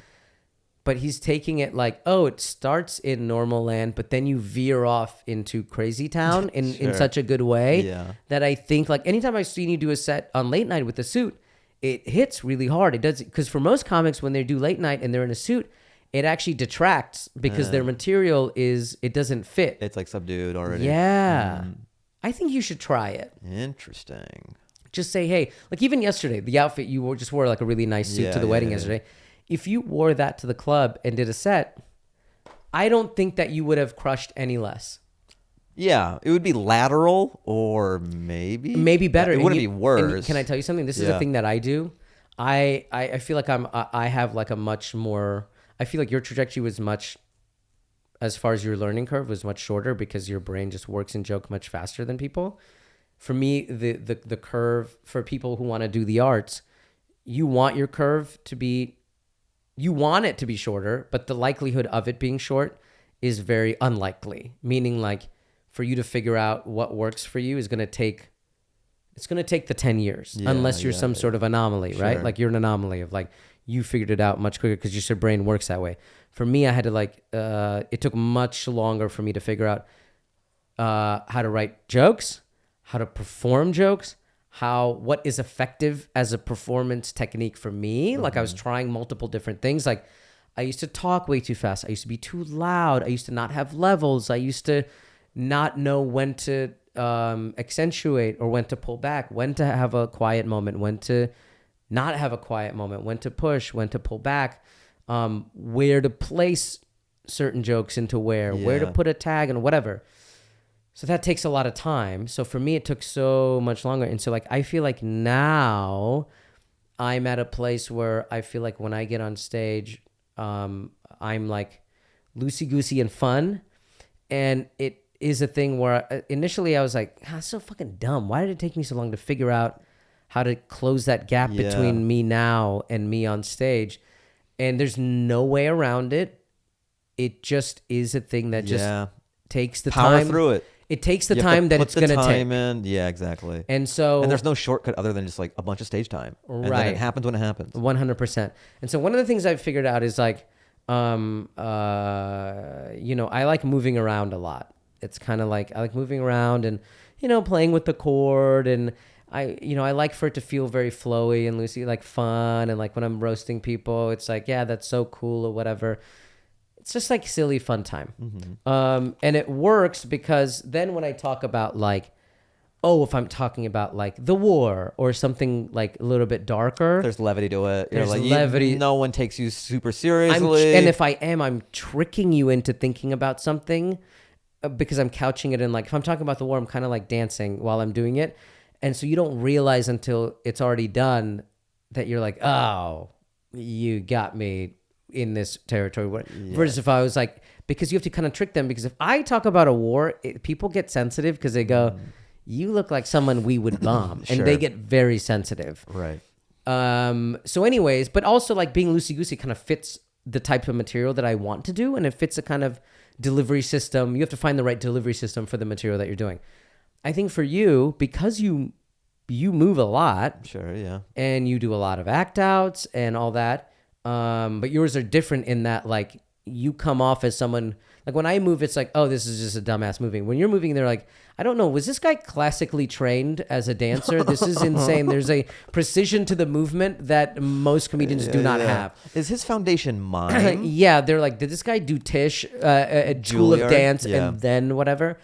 So I think there is something really funny about a guy in a suit moving, because the idea of a guy in a suit is compressed, tight, keeps the top button on, is very composed, but in a it's seen as conservative, tight, minimum movement. Whereas if I'm fucking the stool while wearing a suit, Just think talk about a this. blending of worlds. Incredible. Like just the idea of you That would be. Has you anyone getting done on that? stage. You getting on stage. Hold no, on. no, no, no, Has no, anyone done nobody that? A has man done in a suit fucking the stool? Not until you And, have. This is new territory. This could be a great bit also to do on a works on, of like I'm wearing a suit for works on, and I want to try all the bits that I think would be inappropriate in a suit.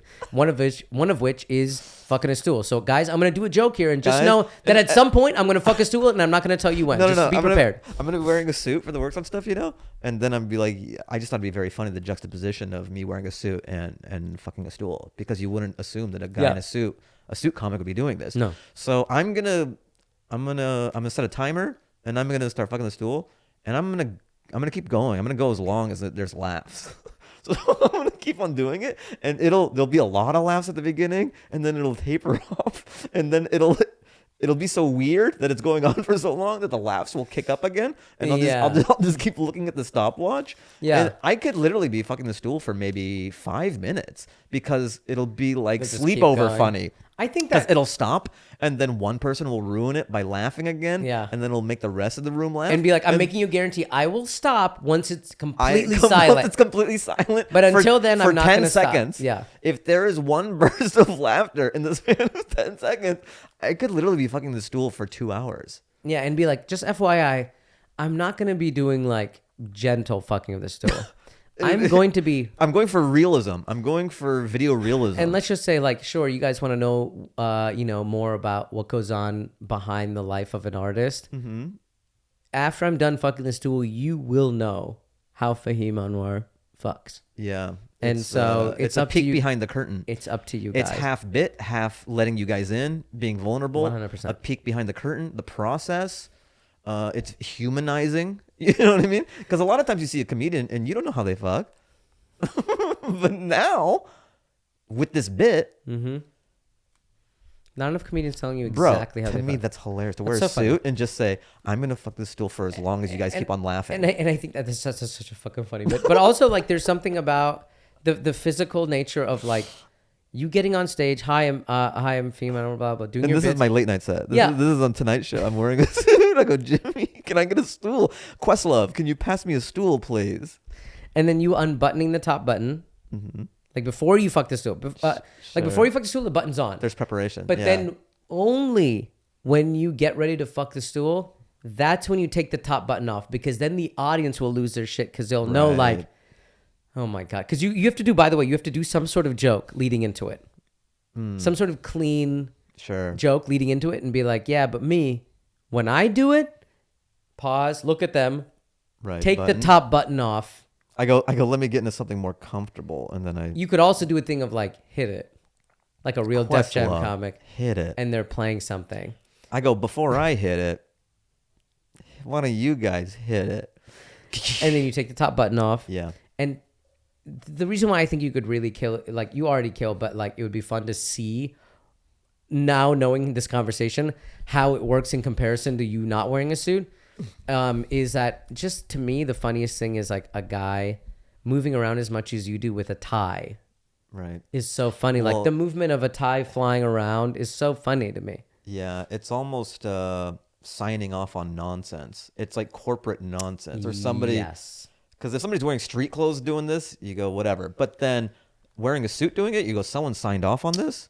This is sanctioned nonsense. I think an audience would more so believe that a guy who dressed as normal would have insane takes. Sure. Rather than a guy in a suit. And then that's also a great way of tricking people who don't know you to be like, what's this about? And you're kind of tricking them into be like, Sure. You know what you're doing? You're doing like in those early, like in those 90s, early 2000s movies where you were the girl with the scrunchie and the glasses. Yes. And she's all thatting and them. then you're taking the scrunchie and the glasses off and they're like, oh shit, this is such a funny, I would not expect this from that guy. Interesting. So that could be a thing. And also, there's not that many comics that wear suits. So when you put clips online, that might unlock a new audience. Whoa. Because a lot of people Packaging. It does matter. Vibe. It does matter. Like me, if I had a face tattoo, completely different acting career. That's a good point. So packaging, it's worth the experiment. But then I got to wear a suit every time. No, not every How time. many Just try suits I it gotta- once. You'll put out 5 clips with you in a suit. Just see how they do. And if they do, Gangbusters? or at least a little bit better than what you're already doing, Sure. try it. Who cares? Maybe that's it. Maybe And then it's if a it suit. plateaus, go back to regular clothes. Yeah. It's such a commitment. I mean, if it works, it's going to be so fucking annoying. I have to buy all these suits. No, you have no. You wear the same suit. Oh. You but get still. no. You get like a Seinfeld suit where it's like black tie, white shirt, and you just wear that. Classic. Just John classic. Wicket. You John Wick it. That's it. You just John Wick it. And if John it Wicket works, comedy. you're like, yeah, I have 2 suits. One's in the dry cleaner and one I wear. That's it. And they just rotate. Boom. Ready to go. 2 I kind of suit. do the same thing when I go on the road. I just wear like a coat. I don't wear like a suit jacket, but I wear black pants. No, or like, yeah, I usually wear like black pants, a black jacket, and like a white shirt. And then I just wear that for all 4 shows. And then I just rotate whatever. That is nice. And I Just wear take all white the shoes. guesswork out of it. And because it makes it easier for packing. I don't want to bring like I know. 5 different Yeah. outfits for what. And I've never done this, but I was like, what if I had a bit where like I did the first part of it amazing on And you the just wanna Friday stitch early it. show? Yeah. It gives you editing opportunities. Gives you editing opportunities. Yeah. So That'd be great if you shave one of the nights completely. So you're wearing the same clothes. I have a but- mustache for the beginning and Yeah, then a yeah, beard yeah. for the end. Yeah. No. Because you edit it so much that it just keeps on popping on and off your face. But your clothes are the same. That actually would be really funny. They're like, and then you go, filmed in one night. You really build it up that you're straight up lying to the people. and it has one of those. Ali. It has one of those trick kind of things where they're following me from the green room to the thing, but I'm in the mirror and I'm like, I'm all ready to go, and I'm just trimming up my beard, and then I get on stage and I'm completely clean shaven. Yeah. That actually would be really fucking. I just funny. like different facial hair types popping on and off your face, and it's touted as one night only. One That actually is audience. really funny. That actually is really funny. But yeah, I don't know. When do you think you're gonna get married? I'm open to it. I'm open to it too. Do you want to have kids? I think it's so hard. You're getting older and shit. And you go, well, then you better. I think there's been an emotional shift. I think for so long I was trying to get to a certain level career-wise. Me too, and I just don't think that that's a thing anymore. No, but I think I'm You just gotta live there. your life. I'm not where I want to be, but Yeah, like but you just got to live your life at a certain point. yes, but I mean I've reached where I need to You're be. comfortable. I'm comfortable enough where because I had to hit escape velocity. This is such a specific thing that we do. Mm-hmm. This is not a natural industry. Like if you're a banker, if you know what the are next 20 years if you're are an gonna be. engineer, yeah, you know what the next 20 years are going to be. So you can do these things. Mm-hmm. Entertainment, stand-up, Hollywood is so volatile that I wanted to get my footing before I could even think that Yeah, way. people don't get that. They go, You know what's so hard too? It's they like go, some- you're 28, have kids. And I've I'm been like, in relationships before where like the girl's like, oh, I don't care about that stuff, or that, but like it matters to me. It matters to me too, because I'm like, I am the one that has to. Yes, and it's like I need to put my oxygen mask on Yes. before I can put yours on and anybody else. So like I need this for me, for my life, for me to feel whole as a man. Because or otherwise, you're going to be whatever. like pursuit of happinessing it where you're like the thing that you love, which is comedy, will then become like this thing that you hate because it's going to become this thing of like, Exactly. oh God, I'm not making enough money doing a comedy. You're freaking out. I whatever. need to get stable first Yes. before I could even think this way. Yes. So I have the same career-wise, I'm more stable. Yeah. I had that writing job. I've been doing stand-up a while. I tour. People come out. Like I can make a living. And then also money-wise, things are better than they were. They're more stable across He's not the even board. using mugs, you guys. Not even using disposable. His disposable cup budget is crushing through the earth. I'm taking this home. This is going to be one of my I'm dishes. anti-Leo. Yeah. I'm anti-Leo. So I'm stable now. Yeah. So I am open to that possibility. But I'm not like, this needs to happen. I don't need it. Yeah. I'm also very comfortable being alone. I'm pretty good at being alone. Yeah. You love your peace. You're protecting I love your my peace. peace. So if I find someone, they really got to be valued. They have to make my life the same or better. And if that is Sure. not true, I am not codependent enough where I live alone. Like, I'm fine. I'm fine with my own thoughts. I don't need anybody. I don't need a roommate. I'm fine with me. Can I tell you something that's Yeah. like so crazy when you mentioned like I'm doing stand-up and touring? Is like I've been acting for so long now, and I feel like when I talk to people, they're like, oh yeah, but you're acting. Like when I talk to comics, they're like, yeah, but you're acting. You're fine. And I'm like, yeah, but the touring is not there yet. Because acting is so volatile that like it really is like a here today gone tomorrow situation. So it's like you were a writer on a show. It's like, yeah, you do one season, and then they're like, yeah, we don't want to do this anymore. And you go, but what about? And they go, yeah, roll the dice, and if you want to hit a 1 in a million thing again, you'll have another job. And it feels like to me with acting, it's like I work a decent amount, but I still don't have a sense of like Security? no. So I'm like, oh, I need stand up to work because I've always had like that thing of like, okay, well, if I can, that's what like the part of the promo for the show is like, obviously the main focus, like 99.99% focus is I want everybody who has Hulu to open up their thing and be like, oh, I heard about Deli Boys. I want to watch it. And I want them to love it and whatever. And I want to make many seasons of the show.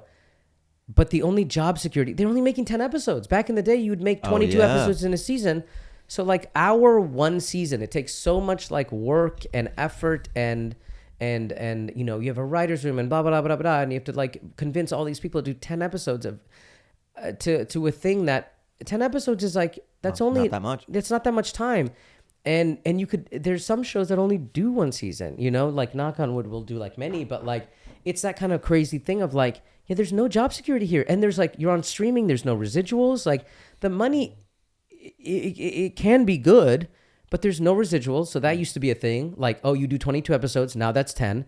And then it used to be like, oh, okay, but at least you'd have residuals. So like the show would keep airing and you'd be making money consistently like from those readings. That's not really a thing on streaming because most streamers don't even have commercials. And if they do, like the budget, the amount of money it costs to like have an ad on like Hulu or Netflix is way so much smaller than yeah, NBC or CBS, like prime time. And so because of that, you know, it just feels way more volatile. We used to be the opposite. It used to be like acting. If you get on a show, that's the job. You're made. You get on a show. Minimum, there's going to be 4 seasons, 22 episodes. You're going to reach 100 episodes, and you're going to be in syndication, which basically means like now they're just going to keep reruns forever. Money. And that's not a thing anymore. So, you know, that's like hitting the jackpot 1 million times. Yeah. And so for me, it became a thing of like, initially for me, I never even thought acting would be a thing. I thought like, you know, all of us probably thought the same thing of like, oh, we want to do stand up and then be like a touring stand up and have an audience. And then like how usually it works, then a network would be like, oh, this person is like pretty popular. We should give them a show. For me, I don't know if it's for better or for worse. It worked out the way it worked out to where like acting worked out first. But then, you know, what I'm trying to do now is establish people knowing that I do stand up. And it's kind of interesting. Like when I do the road, people would come because they've seen me on like, you know, they saw you in WandaVision or Shrinking or Wrecked or whatever. And they'll be like, or New Girl. And they'll be like, some people will come to see me just because they go, oh, you're that guy from that thing not even knowing if I'm good at stand-up or not. They thinking when you've like been doing it forever, where they think like, oh, maybe he's just like doing some meet and greet, or maybe he's just gonna tell us stories from New Girl. And then when I actually do a good hour, he's they're really like, good. they're Yeah. like, oh, like several times it's happened of like, oh, like I just brought my friends because we like WandaVision, but we didn't know you were like actually good at stand-up. And it's like kind of like you kind of go like, oh, that kind of sucks, but at the same time you go, that's cool that people are still coming. Like the Yeah. work I'm doing is still enough to where they go like, regardless, I want to come see you kind of thing.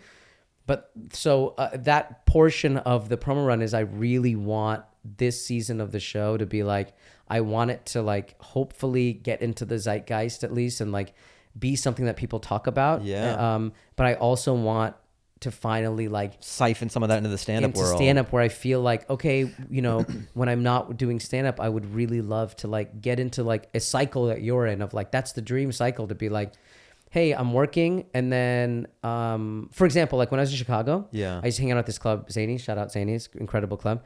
And I used to hang out there, and that's how I'd meet all the comedians. So I'd just do my open mics, whatever, and hang out in the back. And so I met like Joe Coy through there. I met Baron Vaughn through there. I met Kevin Hart. Oh, cool. Before he like blew up there. And I remember asking him, he was like, come hang out. And I'd hang out in the green room. And I was like the little skinny kid, but I was just like paying attention. And he goes, what are you doing? And I was like, oh, I'm just a comedian. I just like, you know, I just want to, you know, I like watching. Cause I would stay there and I would watch, like if you were like a comic that I liked, I would watch you do all 6 hours. Oh, wow. So like I Thursday, would hate Friday, you. Saturday, Sunday. If I was doing a weekend and you were there for all 6 shows, I would be like, get him out of here. But I was like, I would be like, I was like, so, you know, I kind of similar to how I am now. I was like, oh man, like I love that bit that you do. And I'd be like, I love that you took that idea of a thing that you improvised on Friday. And now it's like a fully formed changing, thing. That's what I was so interested in. I wouldn't be like, oh God, this is whatever. I'd be like I can't, the things I should have been paid attention to, like merch table and how do you get emails. I didn't do any of that shit. I was like, how did he turn this one offhanded comment about dolphins into this 4-minute bit that he does whatever at the end? So I remember asking him like that kind of stuff. And I go, what is your schedule? And he takes out his phone and he goes, this is my schedule. He goes, I told my people like when I'm not shooting like a TV show or a movie, just put me on the road. And so that method of like, so by the time he did blow up, he was so good and had so much material that when it became like, appetite was there, who was ready to go on the road. Appetite was there. He already had built sort of a foundation so that now all these other people are just bonus. So the bonus people are, oh, I saw you in Think Like a Man, or I saw you in this, or whatever. And then the thing is like, oh, I just saw you in a movie. I mean, I don't know. Maybe he is good at stand-up. And then you see him and you're like, oh, shit. Oh, it's really good, yeah. You're seeing 15 years worth of work and you're like, oh, this guy is incredible. So my goal is like, so if people come see me because they saw me in Deli Boys, I want them to leave being like, ew, that was, because your first impression matters so much. Oh, I know. It's the most important. So if they're like paying, and comedy's not cheap. They got to get It's like a babysitters. concert. It's Yeah. more than the price of admission. It's a price of admission. You got to get a guy to buy your drinks. Uber. You got to... You got to get a guy to buy the Uber. You got to get babysitters. The 2 drinks, the tickets. A parking lot or all whatever. that stuff. It's like a whole to-do. And so if you perform and people are like, yo, this was worth it, that's a huge compliment. Like, I would want to come see you again. Then you're just collecting bodies in every city. Then it's Yeah. perfect. They'll be back the next time and the next time. And you keep have on the collecting extra more. validation of like, oh, Bill Burr produced a special. It's on whatever. Sure. I'm on a TV show, like whatever. You have that extra validation that then makes people want to be a fan in a different way of like, I'm a fan of this guy and he's doing well. They have extra ownership over your career. It becomes like the band thing of like, dude, I saw him when they were just performing at whatever. It's sort of like I'm Imagine Dragons before they became Imagine Dragons. Yeah, there has to be so many better examples, but you're No, right. that's the best one. I did a lot of calculus in my mind, and Imagine Dragons was the best. This is a side note. Yeah. Imagine, I think they came out with a new album. There was a track on there. I was at LA Fitness, Yeah. and this song came on, Oh, and it was a bop. Nobody dominates the playlist more than Imagine I- Dragons. But it sounds so not Imagine Dragons. Oh, they tricked you. It's dancey, so I Shazam it, and it goes Imagine It's Dragons. up the I go, Lance what? wheelhouse. Bro. I mean, I can't play it because it's probably too popular. You get sued for $3 million. Yeah.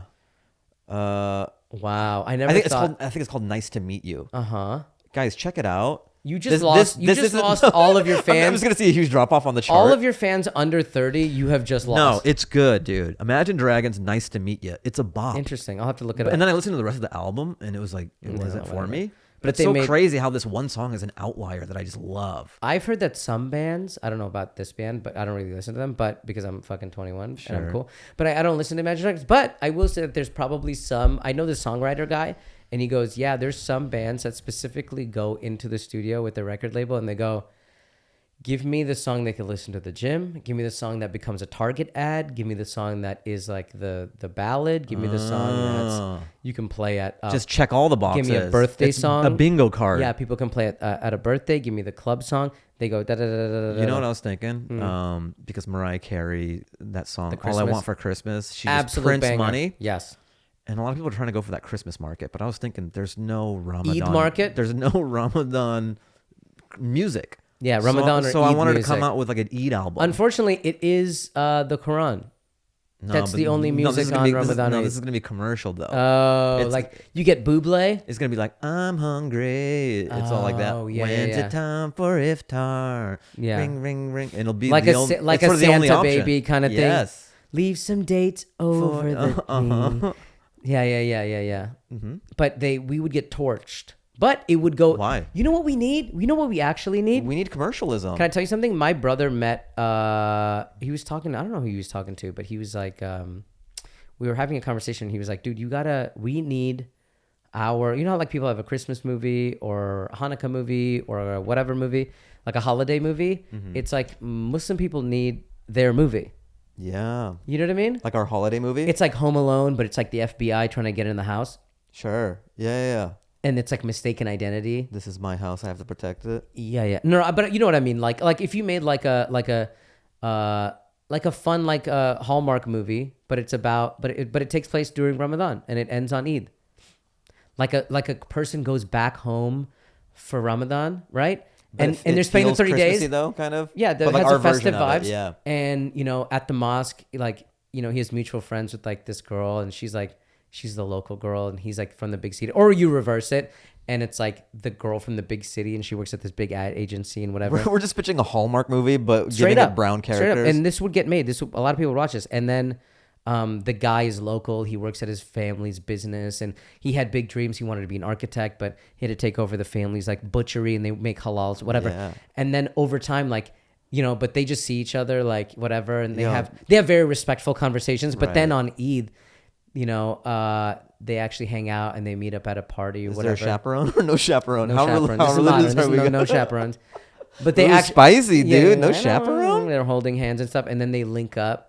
Yeah. And then that's the movie. And then she decides to like bring her business to the small town, and then they get married, and then it ends with their wedding. Oh, I'm thinking she's some high-powered New York, whatever, you know, brown chick, right? And then he runs a halal meat market or whatever. Mm-hmm. And there's that juxtaposition of like she. It's like Notting Hill. You make the movie Notting Hill. No, you see him like slaughter the lamb, and it's like she has to do it too. Are they dipping it in the sauce? they're gonna. I cannot get over this lamb, dude.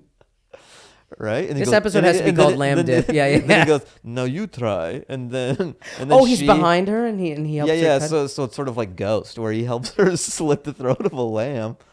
And this is dark. Because he's like, you eat halal meat, but you don't know the process. Yeah, this lamb gave its life, and she's like, I guess you're right, Abdul. That is the more hardcore version. I'm thinking of the more sort of like a baby girl version of this, of like high powered executive. She comes, you know, they went to the same school together, but she left. Right. He always thought that she hated him, but then they find out that she was just insecure and felt like she had to go make a name for herself. Yeah, and they actually have a no common. Does she end up wearing the burqa for him at the end? There's no burqas. There's no burqa. Fahim, stop making the ISIS version of this Hallmark movie. I'm trying to make an authentic picture. No. This is you're living in sin. No. The script you're writing. This is a secular movie, but this is a porno that you're describing. There's no chaperone. She's not burqa'd by the end of it. No. These are friends. They have a talking phase. They get married. They're friends. They get married. The parents love it, by the way. There's the B storyline is the parents are like obsessed with them getting together, but they're trying to figure out their marriage. No. They're trying to figure out how to not step over the line and not show that they're too invested in it because Can then Santa because then the guy and the girl will be turned off by it if their parents are too into Yes, it. if they meddle, then they'd be like, oh, I feel like two pandas. So the parents are like falling in love with each other again through these people. Whoa. I'm telling you, I'm pitching a good fucking idea, dude. Bro. And you get it and it has to star like hot brown people like Riz Ahmed and Yes. and I you know it's such a shame. I don't even know if there's like a culturally Muslim brown actress. I can't think of one. Because it's career suicide. Oh, maybe the girl from the Egyptian girl from what's her name? May. What's her name? May? Maya? May? No idea. The girl from Rami that plays his sister. Oh, I don't know. Is it Maya or May? But like that kind of thing. Look, I'm sold. You sold it in the room. I sold it in the room, dude. Dan Tower Productions is Lance gonna could make be in it. Lance could Holy be the shit. problematic guy. Oh, can he be the bad boy that she's kind of into? Yep. No, you're the problematic ex that is a bicycle messenger that she's dating on the side in Manhattan, and you have like the big chain on your For your sure. thing, but like the sex is too good, and It's she so can't get good. past it. But he doesn't. He's a bad guy, and doesn't he won't text. commit. He won't commit. Mm-hmm. I like this. This is a good idea, dude. That's pretty We're good. dropping dimes here. People would free. watch that. And Guys, plug that into AI. plug that into AI. Pump the movie out. ChatGPT will pop this out in a second. I might actually go home and actually. Tell the people about the show. Okay. coming out. Plug it. Okay. So Deli Boys is a really funny half-hour comedy about two brothers. Our dad he comes to America. He works his way up at a deli, and then he buys a bunch of them. He becomes like the head of corporate. So he runs like 300 delis. And then he wants to expand the business into golf courses. Then he dies in a freak accident. And we're kind of like shitty trust fund kids. Like none of us know how to run the business. My brother, played by Sagar, he's like my brother's kind of like the guy who takes his allowance and just does drugs and has orgies. I take my allowance and I'm like Vivek Ramaswamy, where like I pretend to be smart and wear a suit and whatever. Like I'm just such a fucking kiss ass. Fuck that guy. Anyway, so I do that. And then so our dad dies. And then we find out that our company gets raided by the FBI. And then we find out that the company was doing like tax fraud. And we thought like, oh my God, that's bad enough. But then we find out that it's even worse. It's even darker than that. We then find out that actually we're still being followed by the FBI because, well, they don't know this, but we find out through our aunt that we were actually really rich because our dad, and the show takes place in Philly, was actually using all of those delis, all those 50, 100 delis as distribution middleman for cocaine. So he was a cocaine middleman in the mob, in like the Pakistani mob. Yeah. And he was like the leader actually of a mob. And so he was using all those delis as a middleman for all that. So he was actually deep in the middle of distribution, not the top or bottom. He was in the middle of it. And so then we are like in a life and death situation because we have nothing to fall back to because we have no money anymore. They took my apartment. They took his house. My fiance left me. You know what I mean? Like his fiance is fucked too. She was only with him for money, whatever. And so it's just me, my brother, and my aunt. And then we're thrown into the mob and we're two fucking idiots. And we're trying to figure out how to like not die and try to like salvage this business to either get out or stay in. And so we deal with the Pakistani mob, the Indian mob, the Italian mob. There's a Vietnamese mob. It's so awesome and it's so funny. And what I really loved about the show, genuinely, is that, as much as I love, that our community had shows, like we were allowed to make shows that were very much like, this is what it's like to be insert ethnic group in America. Yes. What really attracted me to this show was, as much as I love those shows, as someone who's comedy first, it was so awesome to be like, this show is, the whole purpose of this show is just jokes. Yes. And then everything else is just dressing of like, hey, we happen to be eating Indian food, or we're going and we're arguing with this You don't have Indian to explain yourself for existing. Exactly. You can just be. You come into our world, we're not Yeah. holding your hand, kind of thing. And everybody in the cast was South Asian, and the half of the writers' room was South Asian, and even behind the camera, we had a lot of South Asian. We had a lot of South Asian directors, and also like women directors, and Middle Eastern people directing. It was awesome, and like the nods to the culture felt like they were done in like a, hey, we're just trying to make this funny first, but and it's not at the expense of the culture. It's just like, hey, shit's going on. And there's just like violence, there's action, there's jokes, there's stunts, there's explosions, there's like this weird family dynamic. It's crazy, man. It's like it's kind of like like Righteous Gemstones. Oh, that's awesome. Meets I love that show. meets like a family comedy kind of thing. So it's great, man. I'm so excited. I'm genuinely very excited for it to be out. And I'm like, and this is when like you're doing something that you like that you really really want, is like, because you get kind of scared. Where I'm like, genuinely, I'm like excited, but I'm also like nervous, because I'm like, when you're so involved in the process of it, that I'm so inside baseball that I'm like, I know it's good, but I'm so in it that I don't know anymore. Yeah. So I can't even really trust myself, even though I know it's good. I was there, but I'm like, I'm just so interested in fresh eyes. What is the response? Exactly. And I feel confident that definitely the South Asian community, I think, will really fuck with it. But I really think that it's got that crossover appeal. I think there's going to be great crossover appeal, and yeah, I'm just March 6th can't come soon enough. But yeah, so that up until then, Plug City. I'll be on Instagram Live. I'll be doing podcasts. Check it out. I'll be doing everything. So March 6th, Deli Boys on Hulu. Plug the IG. What is that? It's Ali Comedy, ALI Comedy. Find me on Instagram, on TikTok. On tour? What do you got? On tour. Find me on Instagram. We haven't even set those in stone yet. So, but I will go on tour basically after the show is out. Then I'll do a proper tour. Nice. Yeah. We did it. We did it. We did it. We love you guys. I'll be at House of Comedy in Phoenix. Love that. When is that? January 17th and 18th? Oh, nice. Right around the corner. Right around the corner. And then I'm somewhere else. I'm somewhere else in January. Let me figure it out. You're in Vancouver. We love January Vancouver. 30th and 31st. Also a House of Comedy. Love it. I love a comedy of house. We love a home of comedy. Take your shoes off when you're in the House of Comedy. This is true. You got to do it. You All right. got to do it. Time to blow you out to a song, guys. I haven't done this for a long time, but track I'm going to blow you out to. It's by The Jack Moves, and it's called 6 Ways. Write it in the email. Maybe I've started this back up. Who knows? When are you playing? Are you playing it now? It'll play for the audio listeners only. Well, it's not going to play for video? Like, we can't... No, I mean, we could do this, and maybe I'll put like royalty-free music over it.